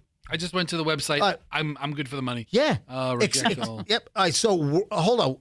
World Class Dermatology. Oh, wait a minute. So do they provide? Let's see. Medical, surgical, cosmetic. Oh, I think that. Yeah, all locations. Chicago and Tampa. Michelle, I didn't even put two and two together. Yeah, that's why I said it to you. So in Chicago they have. Oh, they got a lot. In 30 Chicago. offices. Oh my God! Look at this. Scroll up. Okay, they have a lot of offices. Go to the top. In Chicago, they got Arlington, Barrington, Bartlett, Buffalo Grove. You don't need to shout out every city in Chicago. Keep going. Yeah, Look, they have a lot of in different. Elgin, Skokie. Okay, yeah, I hate Illinois Nazis. The worst. Yeah, the worst. But Tampa, and then Tampa Bay. Yeah, and then Tampa, they have one near USF, Riverview, Wesley, Chapel, and West Shore. So the West Shore one, that's the sign we see on top of the building. Right across from like where the old Dick's Sporting Goods used to be, right? Derek Dermatology. So between Tampa and Chicago, they have about 40 offices. Wow. So it's a pretty big operation. What happened? What do you think happened? Something happened when you went. What happened when you went to the website? A lot of times with these website ones, and I don't know that this is the case here, but they harvest your information, or they take your information, or they take your IP, and they direct target you for advertising. Do you ever go to a website to look at something, and then before you realize it, it's on every other website? Yes. I went to look for a lawnmower once, and then suddenly every pop-up window on every website was about a lawnmower. Right. Anyway, so if you went to the Derek Dermatology website, and they're right here in the Tampa Bay area, the deadline to file is July 21st. What if I just want Derek Dermatology to look at this thing on my back? I got a mole on my wang. Can you take a look at this? Let me get the microscope. All right, so you just got to file by July 21st, and it pays up to $75 a household. Okay, up to. It could be 21 cents. Yeah, I know. But what? But how do they determine up to? Probably by how many people actually file, and then they determine qualify. I don't know. How many here's people another one. Split it up with? Listen to this one. And you know what? This one legitimately applies to us. Google Assistant pays up to $178 per household from a $68 million fund if you bought a Google Home or Nest Hub or used Assistant. No proof. And there are 2 claim types that you can combine. Deadline is August 27th. So we originally had the Google Home or Nest. Remember we had those little round orbs? Yeah. And I thought they sucked. And then we went to the Netgear Orbi things, and that's been much better. But you don't need to have they're it. expensive as crap, but they work, though, I'll tell you that. All right, people are texting me. What's the website that Michelle found these off of? Michelle found this from the Reddit subgroup Lawsuit Money. Yeah, if you type, if any of you type in, best lawsuit or best class action lawsuits open now into Google, it'll bring up 20 different websites that specialize in this. Right. We got some weather right now. I see it. Yeah, look at my goodness, those look at clouds. that. Yeah, we're here in St. Pete near 4th and Gandy in St. Pete, and we got some nasty clouds. I'm looking over by the house. I'm looking over in South Tampa, and looks like some nice rain is coming. Yeah. So listen, we're supposed to have some rainy stuff over. Well, the real rain, I guess they're saying. Aren't they saying like 4 to 6 inches of rain possible, beginning on like Sunday, Monday, Tuesday? Yeah, the end of the weekend, second half of the weekend, first part of the next week, it's going to be a wet one. I'm supposed to go scuba diving like 7 a.m. Saturday morning. I'm heading like 17 or 20 miles out into the Gulf I think we're going to do 3 dives Saturday morning in the Gulf. I think we're going to be okay. Michelle, I'll give you my last known GPS coordinates just in case you got to call the Coast Guard helicopter. You need one of those little beeper devices. EPIRB. There you go. That's what it's called. Yeah. I need to like put it on my head or something. No, you don't want those to get wet. When the EPIRB gets wet, that's when it alerts. But I think we're good. I think that on Saturday morning and a lot of Saturday, I think I'm going to be good. But the really bad weather is supposed to start on Sunday, and we could have inches and inches of rain here in the Tampa Bay area. We'll see. But it's also looking like we got a little bit of an appetizer right now with these are early storms. Usually we get the late afternoon, early evening storms this time of the year. I love a good rain appetizer. Yeah. So how many texts did you get on the class action deal? Like 8. Really? I was like, what's that website? Okay. Hey, where can I find this? I'm like, dude. Hey, Michelle, seriously. You can just Google it. Don't you have Google people? Michelle, here's the Google thing. So we're legitimately part of that Google Home thing. Sure. Up to $178. Hey, I'll take you out to dinner. Whoa. What if you only get $78? I'll still take you out to dinner. Okay. It's just going to be a cheaper meal. We can go out to dinner for $20 if we play it right. Hey, listen, True. $7 to $8. That'll get us both burger and fries at Five Guys these days. $78. All right. Oh, did you see the flying cockroach climb up on the TV reporter's neck? Bailey, she's cringing. You saw this, right? I didn't see it, but I just hate bugs. Oh, you got to look this up. Look up KTLA. I think that's Channel 5 out in Los Angeles.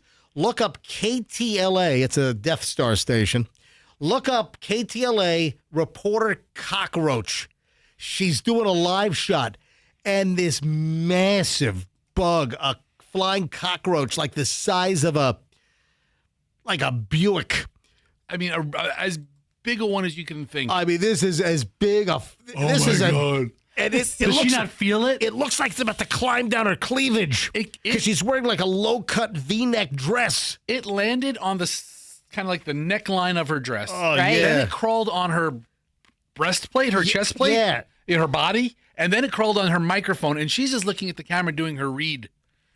Jeez, does she know? But she does not go off script. I mean, she does not lose it. Because you've seen, like, haven't you seen, like, this funny video from years ago where a reporter's doing a live shot and a bug flies in the reporter's mouth live on the edge. It, like, spazzes out. Have you ever seen the weather report guy, the meteorologist doing the weather, and he sees like a cockroach on the set and he just loses it? Yeah, that dude. Yes. Somebody told me he works for Channel 8. He does. So that guy, that happened down in Fort Myers. That dude he works for Channel 8 now, and he's like a weekend meteorologist, and he's famous for jumping around, because there was a bug or a rat in the studio, or something like that down in Fort Myers, wherever he came from. But are you looking at the video? Yeah, I don't know how she kept her composure so well. Afterwards, she freaks out a little bit. Yeah, so after they cut from the live shot, then that video is made available. They put it out, and you can see her. And then she's like, but she held up brilliantly during the cockroach crawl. Which way do you want this to go? I mean, if you're in that situation, do you want to keep your composure and then have everybody notice how statuesque you are in the face of adversity? Yeah. Or do you want to flip out and become crazy internet famous? Right. See? I don't think I would have a choice. I would just freak out. Michelle, did you? So this KTLA is a Nexstar station. Do you know that Sean Compton? Yeah. Do you know that Sean Compton runs freaking Nexstar? He used to be the vice president of Get Randy Michaels Dry Cleaning. Right. And he's now the CEO or the head of Nexstar. Yeah. Pretty amazing. I mean, we knew Sean Compton literally when I would tell him to, go, grab me a bottle of water. But he was like a secretary, an assistant. He was Randy's secretary. He was Randy Michael's secretary at J-Corps back in the day. Yeah, but he probably got a cush job at Chicago Tribune, which probably led to a resume, which probably led to the, the chops to. That's what happened. All right, so do you want to hear this, reporter? Yes. Yeah, Okay. absolutely. Yeah, go ahead. All right, roll it. Here we go. And it's a lot more comfortable at this hour, but we're still in the 80s here in the valley. So overnight temperatures not necessarily dropping. And It's this crawling all leads over. to less recovery time from the daytime heat. Wow. That's over. And then it's over, and then she's doing the whole ick move after they cut away from the live shot. At this hour, but oh man, I gotta hand it to her. What's her name? Rachel Menitoff is her name. She's a pro's pro, man. Oh, Rachel Menitoff. Send her up to the big network. Let's go. I think she's got a gig at, hopefully they just laid off a whole bunch of people at KTLA, like a lot of Nexstar stations. But she's good. I give her 5 stars. She doesn't have a camera person. Oh. If you look, it's kind of like just wide angles and zooming in and out. Hold on. She doesn't have a I don't camera know. person? The camera No, she's doesn't, got to have a camera The camera person. doesn't move at all. In L.A. The camera's static on her, and then again, she kind of does the heebie-jeebie move, and it pans a little bit, but the camera would take that shot anyway. Yeah. Hey, I don't know what happened, but our lights went out at the house like twice last night. But, we did see a Tico truck when we were getting onto the interstate. We saw a Tico truck like at Hoover and West Kennedy. So at Hoover and West Kennedy, we did see like a Tico crew working at like 5 8:20 this morning. But our power went out like we had a glitch. It didn't go out. We had 2 glitches, which, you hear all the noises in the house and the VHS machine goes, that whole deal. So it happened twice. Yes. So you had a glitch, and then you had a son of a glitch. Yeah. Son of a glitch. So that's funny. So this was at maybe 8:30, 8:45, and then again at 10 or at 9 o'clock. And we had 2 power glitches. I don't know what happened. And then you had a son of a glitch. Oh, and listen, funny, though? Listen to this. Hold on. This is interesting. And if anyone knows, if anyone can figure this out, our dog Gatsby had this weird episode last night. So, Michelle, you saw him, you didn't see the major part. No. But our 8-year-old Jack Russell, Gatsby, had like this spazzo glitch. And suddenly he starts like shaking his head and he's like spinning in circles on the couch. I'm like, what is going on here? Gatsby's the boy dog. Gatsby's the boy. Oh, that doesn't work then. Scout is the girl. Okay. And it was weird. I wish I had it on video. Right. And then he was like disoriented. I mean, I hope he didn't have like a little doggy stroke. A little puppy seizure? Yeah. I don't know what it was, whether what was I've never seen this before. And then he was wobbly. But then a couple of minutes later, like nothing happened. So does anyone know or can anyone guess what happened? We got to call Dr. Gray, our longtime vet. Maybe she'll know. Or if anyone knows, from what I've just described, have you ever had that happen to your dog? Was he dreaming? Did he was on the couch in front of me, and I think he was sleeping. It was about 10 o'clock last night. Sort of around the power glitch times. And he just starts like shaking, like he kind of like, it was kind of like, I don't want to say a seizure. I mean, there's no foam or anything.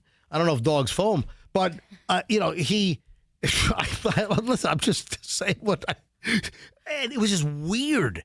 If anyone has any idea what could have happened to Gatsby, and he's fine now, 100% fine.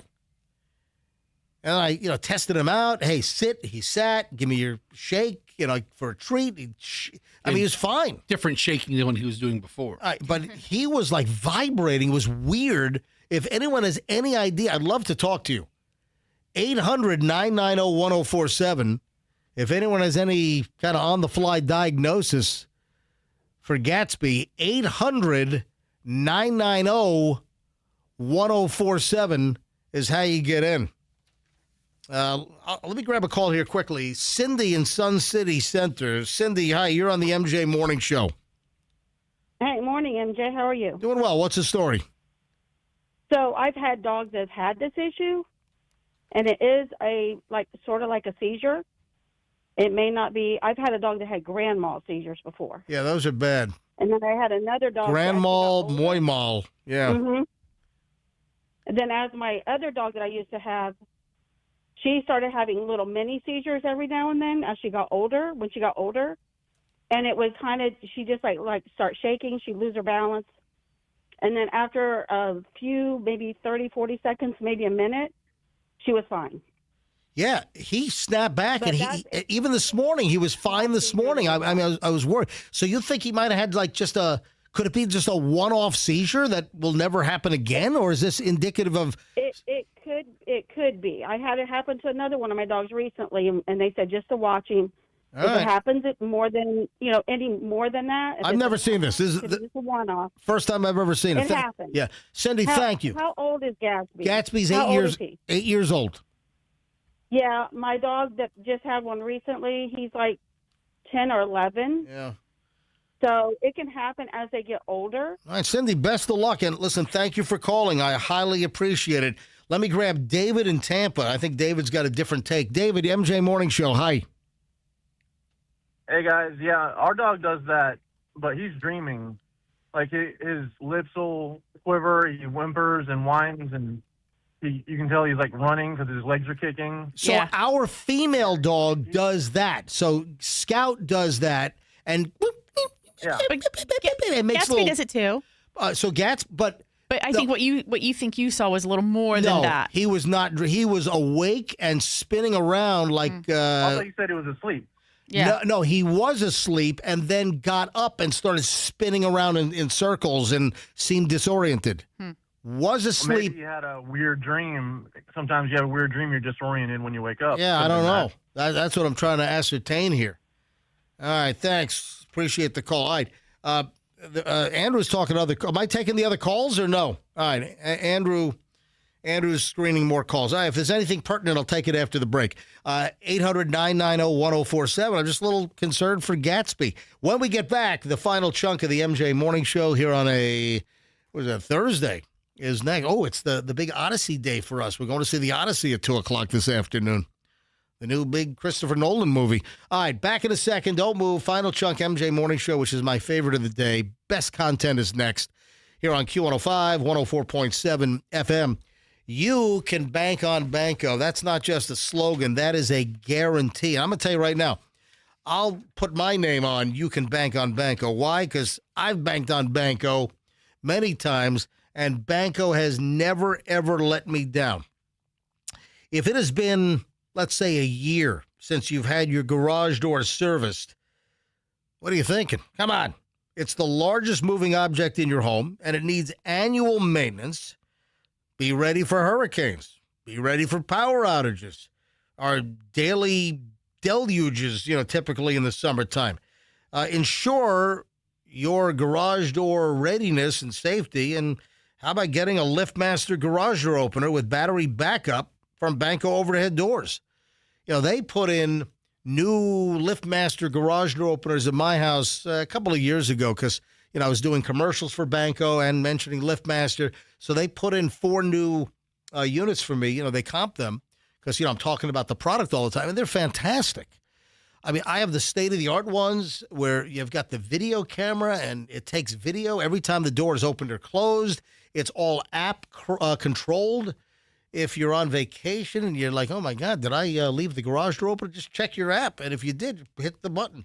Close it up. For Banco, just call them. 877-90-BANCO. For Banco, go to their website, bancodoors.com. Anything garage door related, you want Banco. Bancodoors.com. Tell them that MJ sent you. The air conditioner in your home might be 10 years old, might be 15 years old. Hey, it might be 7 years old. It might break. It might be shot. I'm going to give you the range of options from Air Rescue, and there are some good ones here. So Air Rescue is formerly Plan B Air Conditioning. Plan B, longtime sponsor on the show, happens to be the same owners as Air Rescue, 2 separate companies, but they decided to merge it up. So they've eliminated the Plan B AC name, and now they're Air Rescue. Same great company, same great service. How do I know? We just had a brand new Daikin inverter air conditioning system put into our house. This is our 3rd one now inside of 10 months.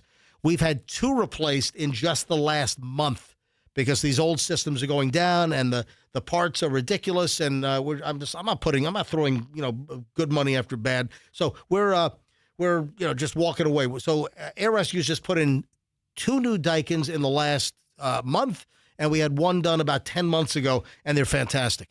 And right now, $2,500 off a new Daikin system if you need it. Service, tell them MJ sent you, get 10% off.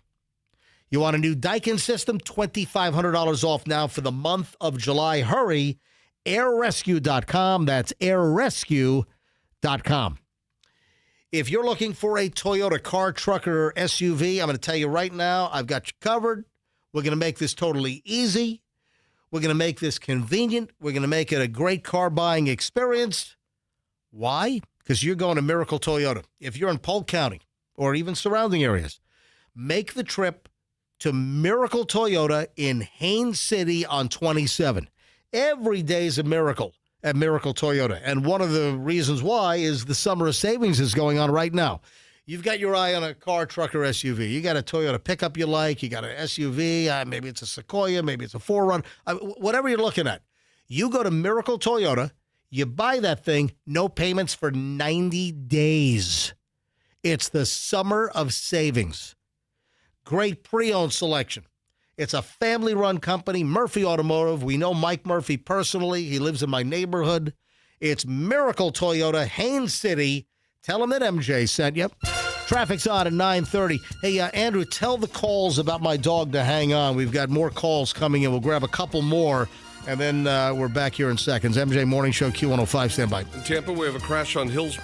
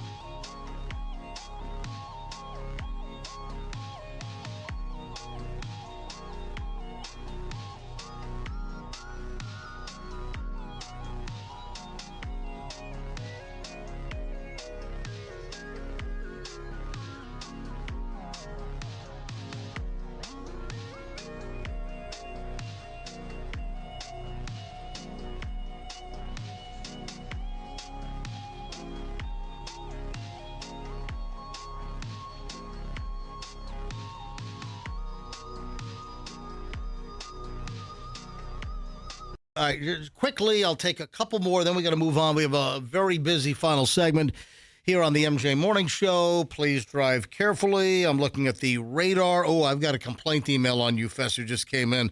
Yeah, looking around the area, we do have chunks of the area that are getting some reds and oranges, yellows and greens right now, Fester. Yeah, the radar's looking pretty active. You just named all of my favorite Fruit Loop colors. Did I really? I'm looking at the Tampa Bay National Weather Service radar right now, and there's plenty of reds, oranges, greens, and yellows. Any blues? Got a little bit of blues out there too. Good. Yeah, That's all the Fruit Loops. Some fringy blues. Yeah.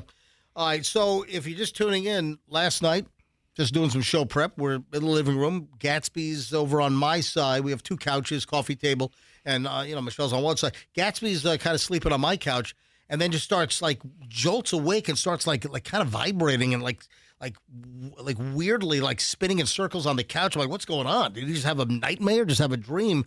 And I was just taking calls on this. If anyone had any idea, because it kind of looked like it was like a seizure of some type, but then he was kind of disoriented for a few minutes and then just kind of snap back into things. No, but what tells me something different is that when he got up and he walked around, he wasn't completely steady.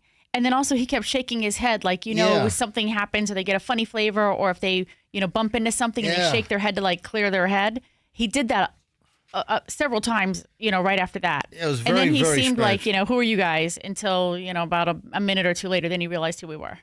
Should we call Dr. Gray? Yeah, you might want to just give her a call. I know. All right, let me grab a couple she loves calls. to hear from you. Judith in Lakeland. Hi, Judith. You're on the MJ Morning Show. Hi. Hey, MJ. I had the same thing happen to my dog, and I had taken him to Blue Pearl and USF.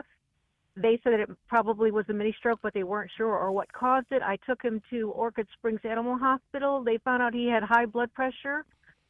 They put him on some medication. That was a year ago, and he hasn't had it anymore. It happened twice, and it was just like you were saying, where he's relaxing, and we were, it was like 11 o'clock at night the first time, and he just popped out of his bed, and same kind of issue where it seemed like he was having some kind of seizure. And since he's been on this medication, he has been active and wonderful. All right. Thank you, Judith. Yeah, I'm going to place a call to our vet, who we've known now for, 30 years? Oh, yeah. Yeah, since 1994. Yep. So 32 years we've known Dr. Gray. Yeah. Let me grab two more calls. Jay in Floral City. Jay, hi, you're on the MJ Morning Show. Hello, Jay. Jay, you called in. You're on hold, dude. What are you doing? Jay. Jay put his phone down next to a sprinkler? Jay, hello. I'm going to put Jay back on hold. And let me grab Nate in Apollo Beach. Nate, you're on the MJ Morning Show. Hi. Hey, how are you doing? Oh, well, go ahead. All right, so I had a similar episode happen. We have an 8-year-old dog named Coco. He's a German short-hair pointer, and he started acting really strange, shaking his head tilt. He had nystagmus, which is a rhythmic beating to the eyes going sideways. And it turns out it was most likely idiopathic vestibular disease. So me and my wife are both medical professionals. We own Apollo Beach Concierge Medicine, and so we've kind of looked at some of the symptoms. He was walking around doing a head tilt and really disoriented, kind of falling to the side as he was walking. And so they don't really know the cause of this. It's sometimes called old dog syndrome, but it's idiopathic vestibular disease. They don't know where it comes from. It's usually self-limiting, so it just goes away on its own. And it happened for probably almost a day for our dog before it finally went away. Did you say osteopathic vestibular disease? Idiopathic. Oh, idiopathic. Yeah, idiopathic just means they don't know where it comes from. You don't know why it happened. So we don't know what the hell's going on. More or less. There's a couple different things they think. It could be just a mild ischemic disease going on in the brain, which happens a lot of times as you get older. It could be from middle or inner ear infections. But, yeah, overall, they're really just not sure. Jay, thank you, man. I really appreciate it. I'm sorry, you're Nate. Nate, thank you. Yep. Nate in Apollo Beach. Back to Jay. Jay picked up the phone. Our last call on this. You know, I've got a classic crotchety coming up. Fester, are you sleeping over there? No, I'm just sitting here. I'm replying to some texts. I'm not in this segment. All right.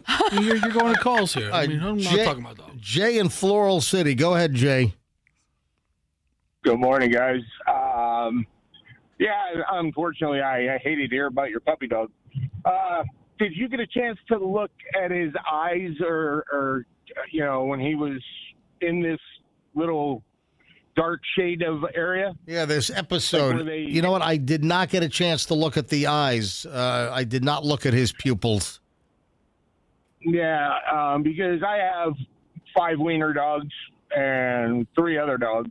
And I have one girl, she's a dachshund, she has epilepsy.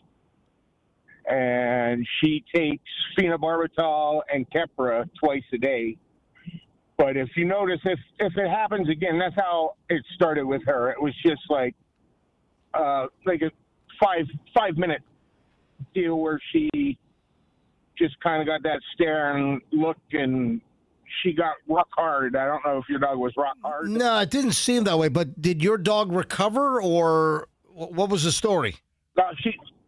She has to be on medication for the rest of her life. Listen, bottom line, Jay, thanks for the call, man. I really appreciate it. I think this is good information there. I'm going to send Dr. Gray a text, Michelle. Okay. And see if I can talk to her and just kind of describe what happened. Jay, thanks. Best of luck, my friend, with your 5 wiener dogs. And the 3 others. It's a lot of wieners there. A lot of wieners. Yeah. It's a whole pack of wieners. You know, you get 5 wiener dogs, but the damn package, it's got only 8 buns, right? What is the deal? There are more hot dog buns than hot dog. What is the I don't know. It doesn't line up, right? The number of hot dogs in a package versus like the number. Six. You get extra buns. You get more buns than hot dogs? Then you do hot dogs. Or is that what it is?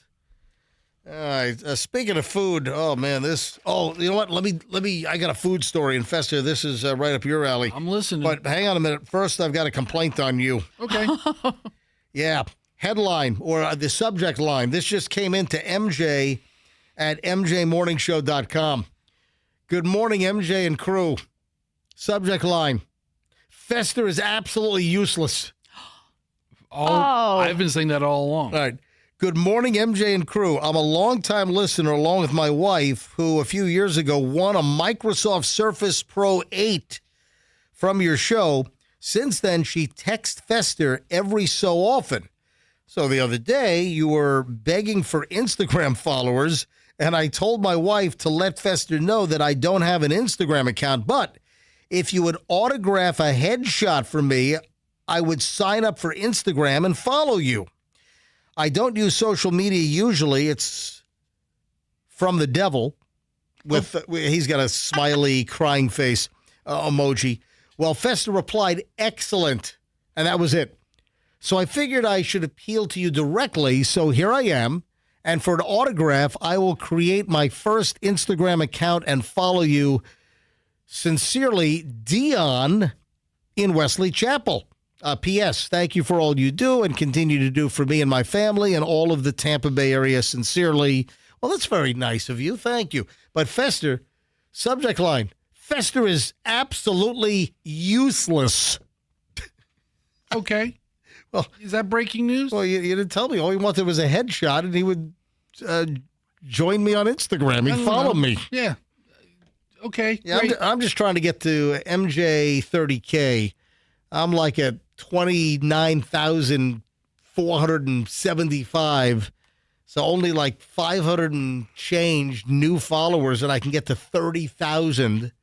So if it sounds like I'm begging, okay, maybe I am. All right, speaking of food. Oh, man, this is a problem. Yeah, I've got audio on this. Person goes to a restaurant and asks about the lobster, $38. Okay. $38 for the lobster. Now, $38 a pound. Oh. And the person didn't know this. So the person orders a lobster that's, more than, $38 because it was more than just a pound. So you think the server said it was $38 a pound, and the person didn't hear it, or I mean, there are certain food items at a restaurant. Like if you get the shaved white truffle on your pasta, for instance, that's by the gram, man, and that'll rack up quickly. I'm just thinking. I mean, if it says market price, could it say market price per pound? MP, yeah, I guess it could. You know, a lot. You're right. At restaurants, there are some entrees that will say market price or M. Period P period. Yeah. So if it says market price PP, and the guy says, "What's market price PP?" and he goes 38, and he goes, "Oh, okay, I'll take it." And then it's what? How big's lobster? 3 pounds? 4. Well, it depends on what size lobster. Yeah, it is. I mean it's depends on the size. Let's say it's a 2.5, 3 pound lobster. Listen to this lady. All right, so let me bring y'all back to the beginning. So I'm in St. Martin, and I wanted to catch my own lobster in Astria. Honestly, the vibes were nice. It was a really nice restaurant. I was taking content for a positive review because I'm like, there's no way this could go wrong. All right, so basically the waiter came over. She asked, what do we want? I asked, how much is market price? She said $38. I'm like, bet, I want my lobster. Bet. Market price. So it was market price, $38 a pound. So did she say she was in St. Martin? So I would imagine, I don't think it's going to be a Maine lobster. That's going to be a, Florida lobster, a Caribbean lobster with no claws. Bet. So we walked all the way to the bag, and I was able to catch my lobster. He was a big boy, and I named him Charlie. And then, oh, great. So then you had Charlie steamed up, and then you ate Charlie. That's great. I don't like this. So what? You don't like what? She goes there, has a whole experience. Did they take her out back to catch the lobster? Well, or there's a tank. I mean, okay, I don't know. I thought she's in St. Martin. I don't know if they have like a rod and reel or a net or something. I recorded that. We gave him back the lobster, and we walked back to our tables. There was no other discussion outside of that, like at all. All right, so my food came, and I started to feel bad about Charlie, but I'm like, damn, I have to eat you because we've come this far. So I'm eating Charlie, and honestly, I was recording. What are you doing? You're naming your lobster Charlie? This person has issues. Yeah. I didn't plan on showing this part. I'm sorry, y'all. But I don't know if it was Charlie or if it was the way it was cooked. It was very fatty, and I'm not sure if that's the right there's no fat on lobster word for lobster, but I had to keep taking pieces and throwing it off to the side. My fiance said it might have not been cooked well. I really don't know, but I had to move those pieces to the side. All right, so the bill came, and we noticed that we got charged twice for lobster. The woman came over. She's like, yeah, it's $38 per pound. I was like, whoa, you didn't say that. Can I please speak to the manager? She said, he's going to tell you exactly what I just told you. I said, then I would like for him to do that. All right, so she called the manager. And the next video you're going to see is him coming up to us, addressing us. All right, I'll play a little bit of this. But come on, I mean, don't you know that it's I know that it's per pound. There's no... With a lobster, it's not like the lobster is X. There's no fixed price with a lobster. Every one way is different. Yes, exactly. Are you frustrated? You want to punch this lady? Here's the thing. One, she's using this experience to create content. Yeah. And I automatically have an issue with people who have a complaint when all they're doing is making content. Right. I'm rolling video here, and I wanted to have a great experience, and I wanted to give it 4 stars. And I asked how much it was, and she said $38. And I'm like, bet. And she's telling this whole unnecessarily long story to fill a viewership length to try to trigger other algorithm feeds. And then we have to watch the next video to get the payoff of her confronting the guy instead of her just explaining the whole thing in 15 seconds. Right. And just saying what happened in her real life. You're impatient. You know what? That's the whole I know scroll mentality. I love it though, Fester. If they don't hook me, and anybody who creates content and then has a complaint, I think is all staged. All right. Yeah. I had 50 people send me the latest porta potty story. Oh yeah. And I promised a classic crotchety. You might know where this is going. Kansas City firefighters had to rescue a guy from a crappy situation. Guy found himself trapped in a porta potty, and they had to cut a hole in the side of the porta potty to let this guy out. Yeah, this happened in Kansas City. I don't know whether it was Missouri or Kansas City, Kansas, but he needed help. He was stuck in a porta potty. The firefighters show up. They take a look at the situation. Members with the Kansas City Fire Department, they all gathered around the portable toilet. They had to use an electric saw to slice through the plastic. Yeah. Trying to free the guy from underneath the bowl. How did he get that low? I don't know. You know what? Below the bowl in the porta potty, that's called no man's land. Seriously. Is it really? Porta potty lingo, if you're in the porta potty bit, that's no man's land. So how did he end up in there? Firefighters had to take their time, carefully cut apart the porta potty to get the guy that was stuck inside. Here's the video. I've got audio of this. I'll play a little bit of the extrication of the guy stuck underneath the seat in the porta potty.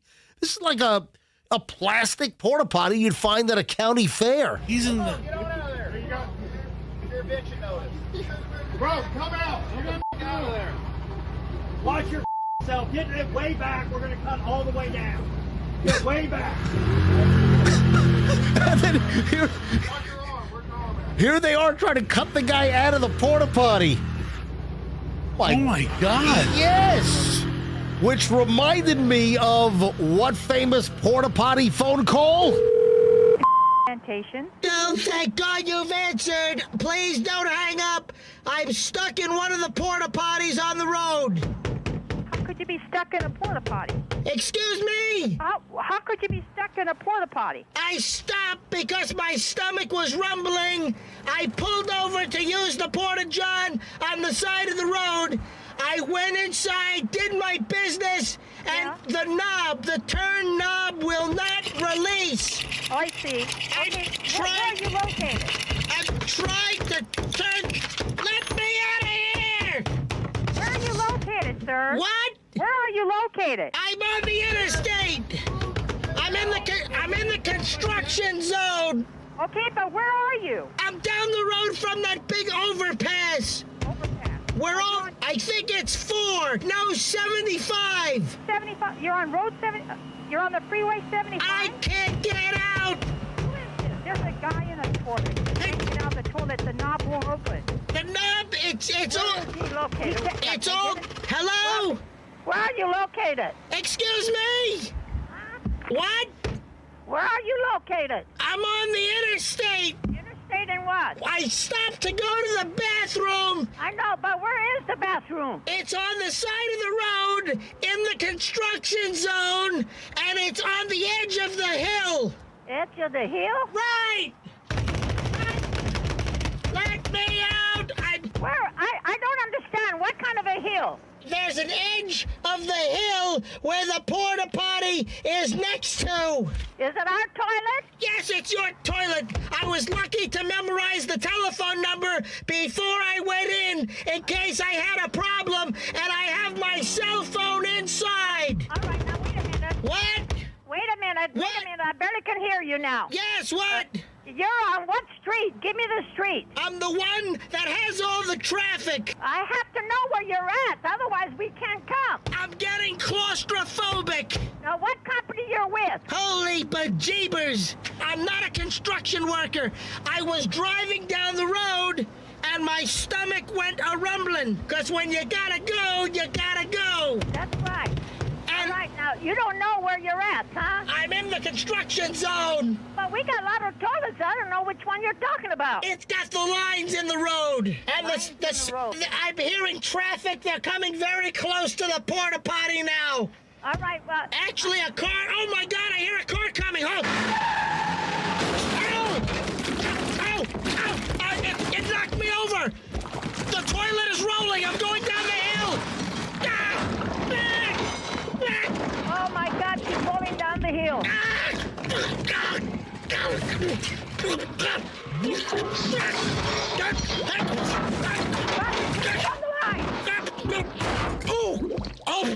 I stopped.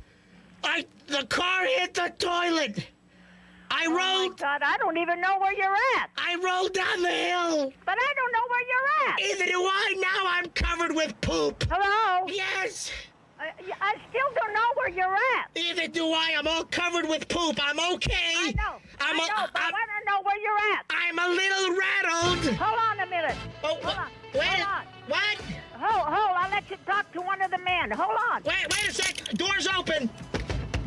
Hello? Door's open. I got the door open. All right. I'm out. Where is the toilet? I'm down the side of the mountain. Gotta go. Classic crush. You know what she sounds like? She sounds like... What happened? That's what she sounds like. What happened? sounds like Tiger Woods' mother. What happened? That's what it sounds like. What happened? We got to go. Folks, have a great day. Oh, we didn't mention World Cup, did we? So it's going to be, Argentina and Spain. Sunday. Look at that. For the World Cup. How much a ticket's going to go for? Where are they playing that game? In New York. It is going to be New York at the Meadowlands in Jersey? Yeah, the MetLife Stadium. All right. We'll see you back here tomorrow morning, folks. MJ Morning Show on Q105, and let's be careful out there.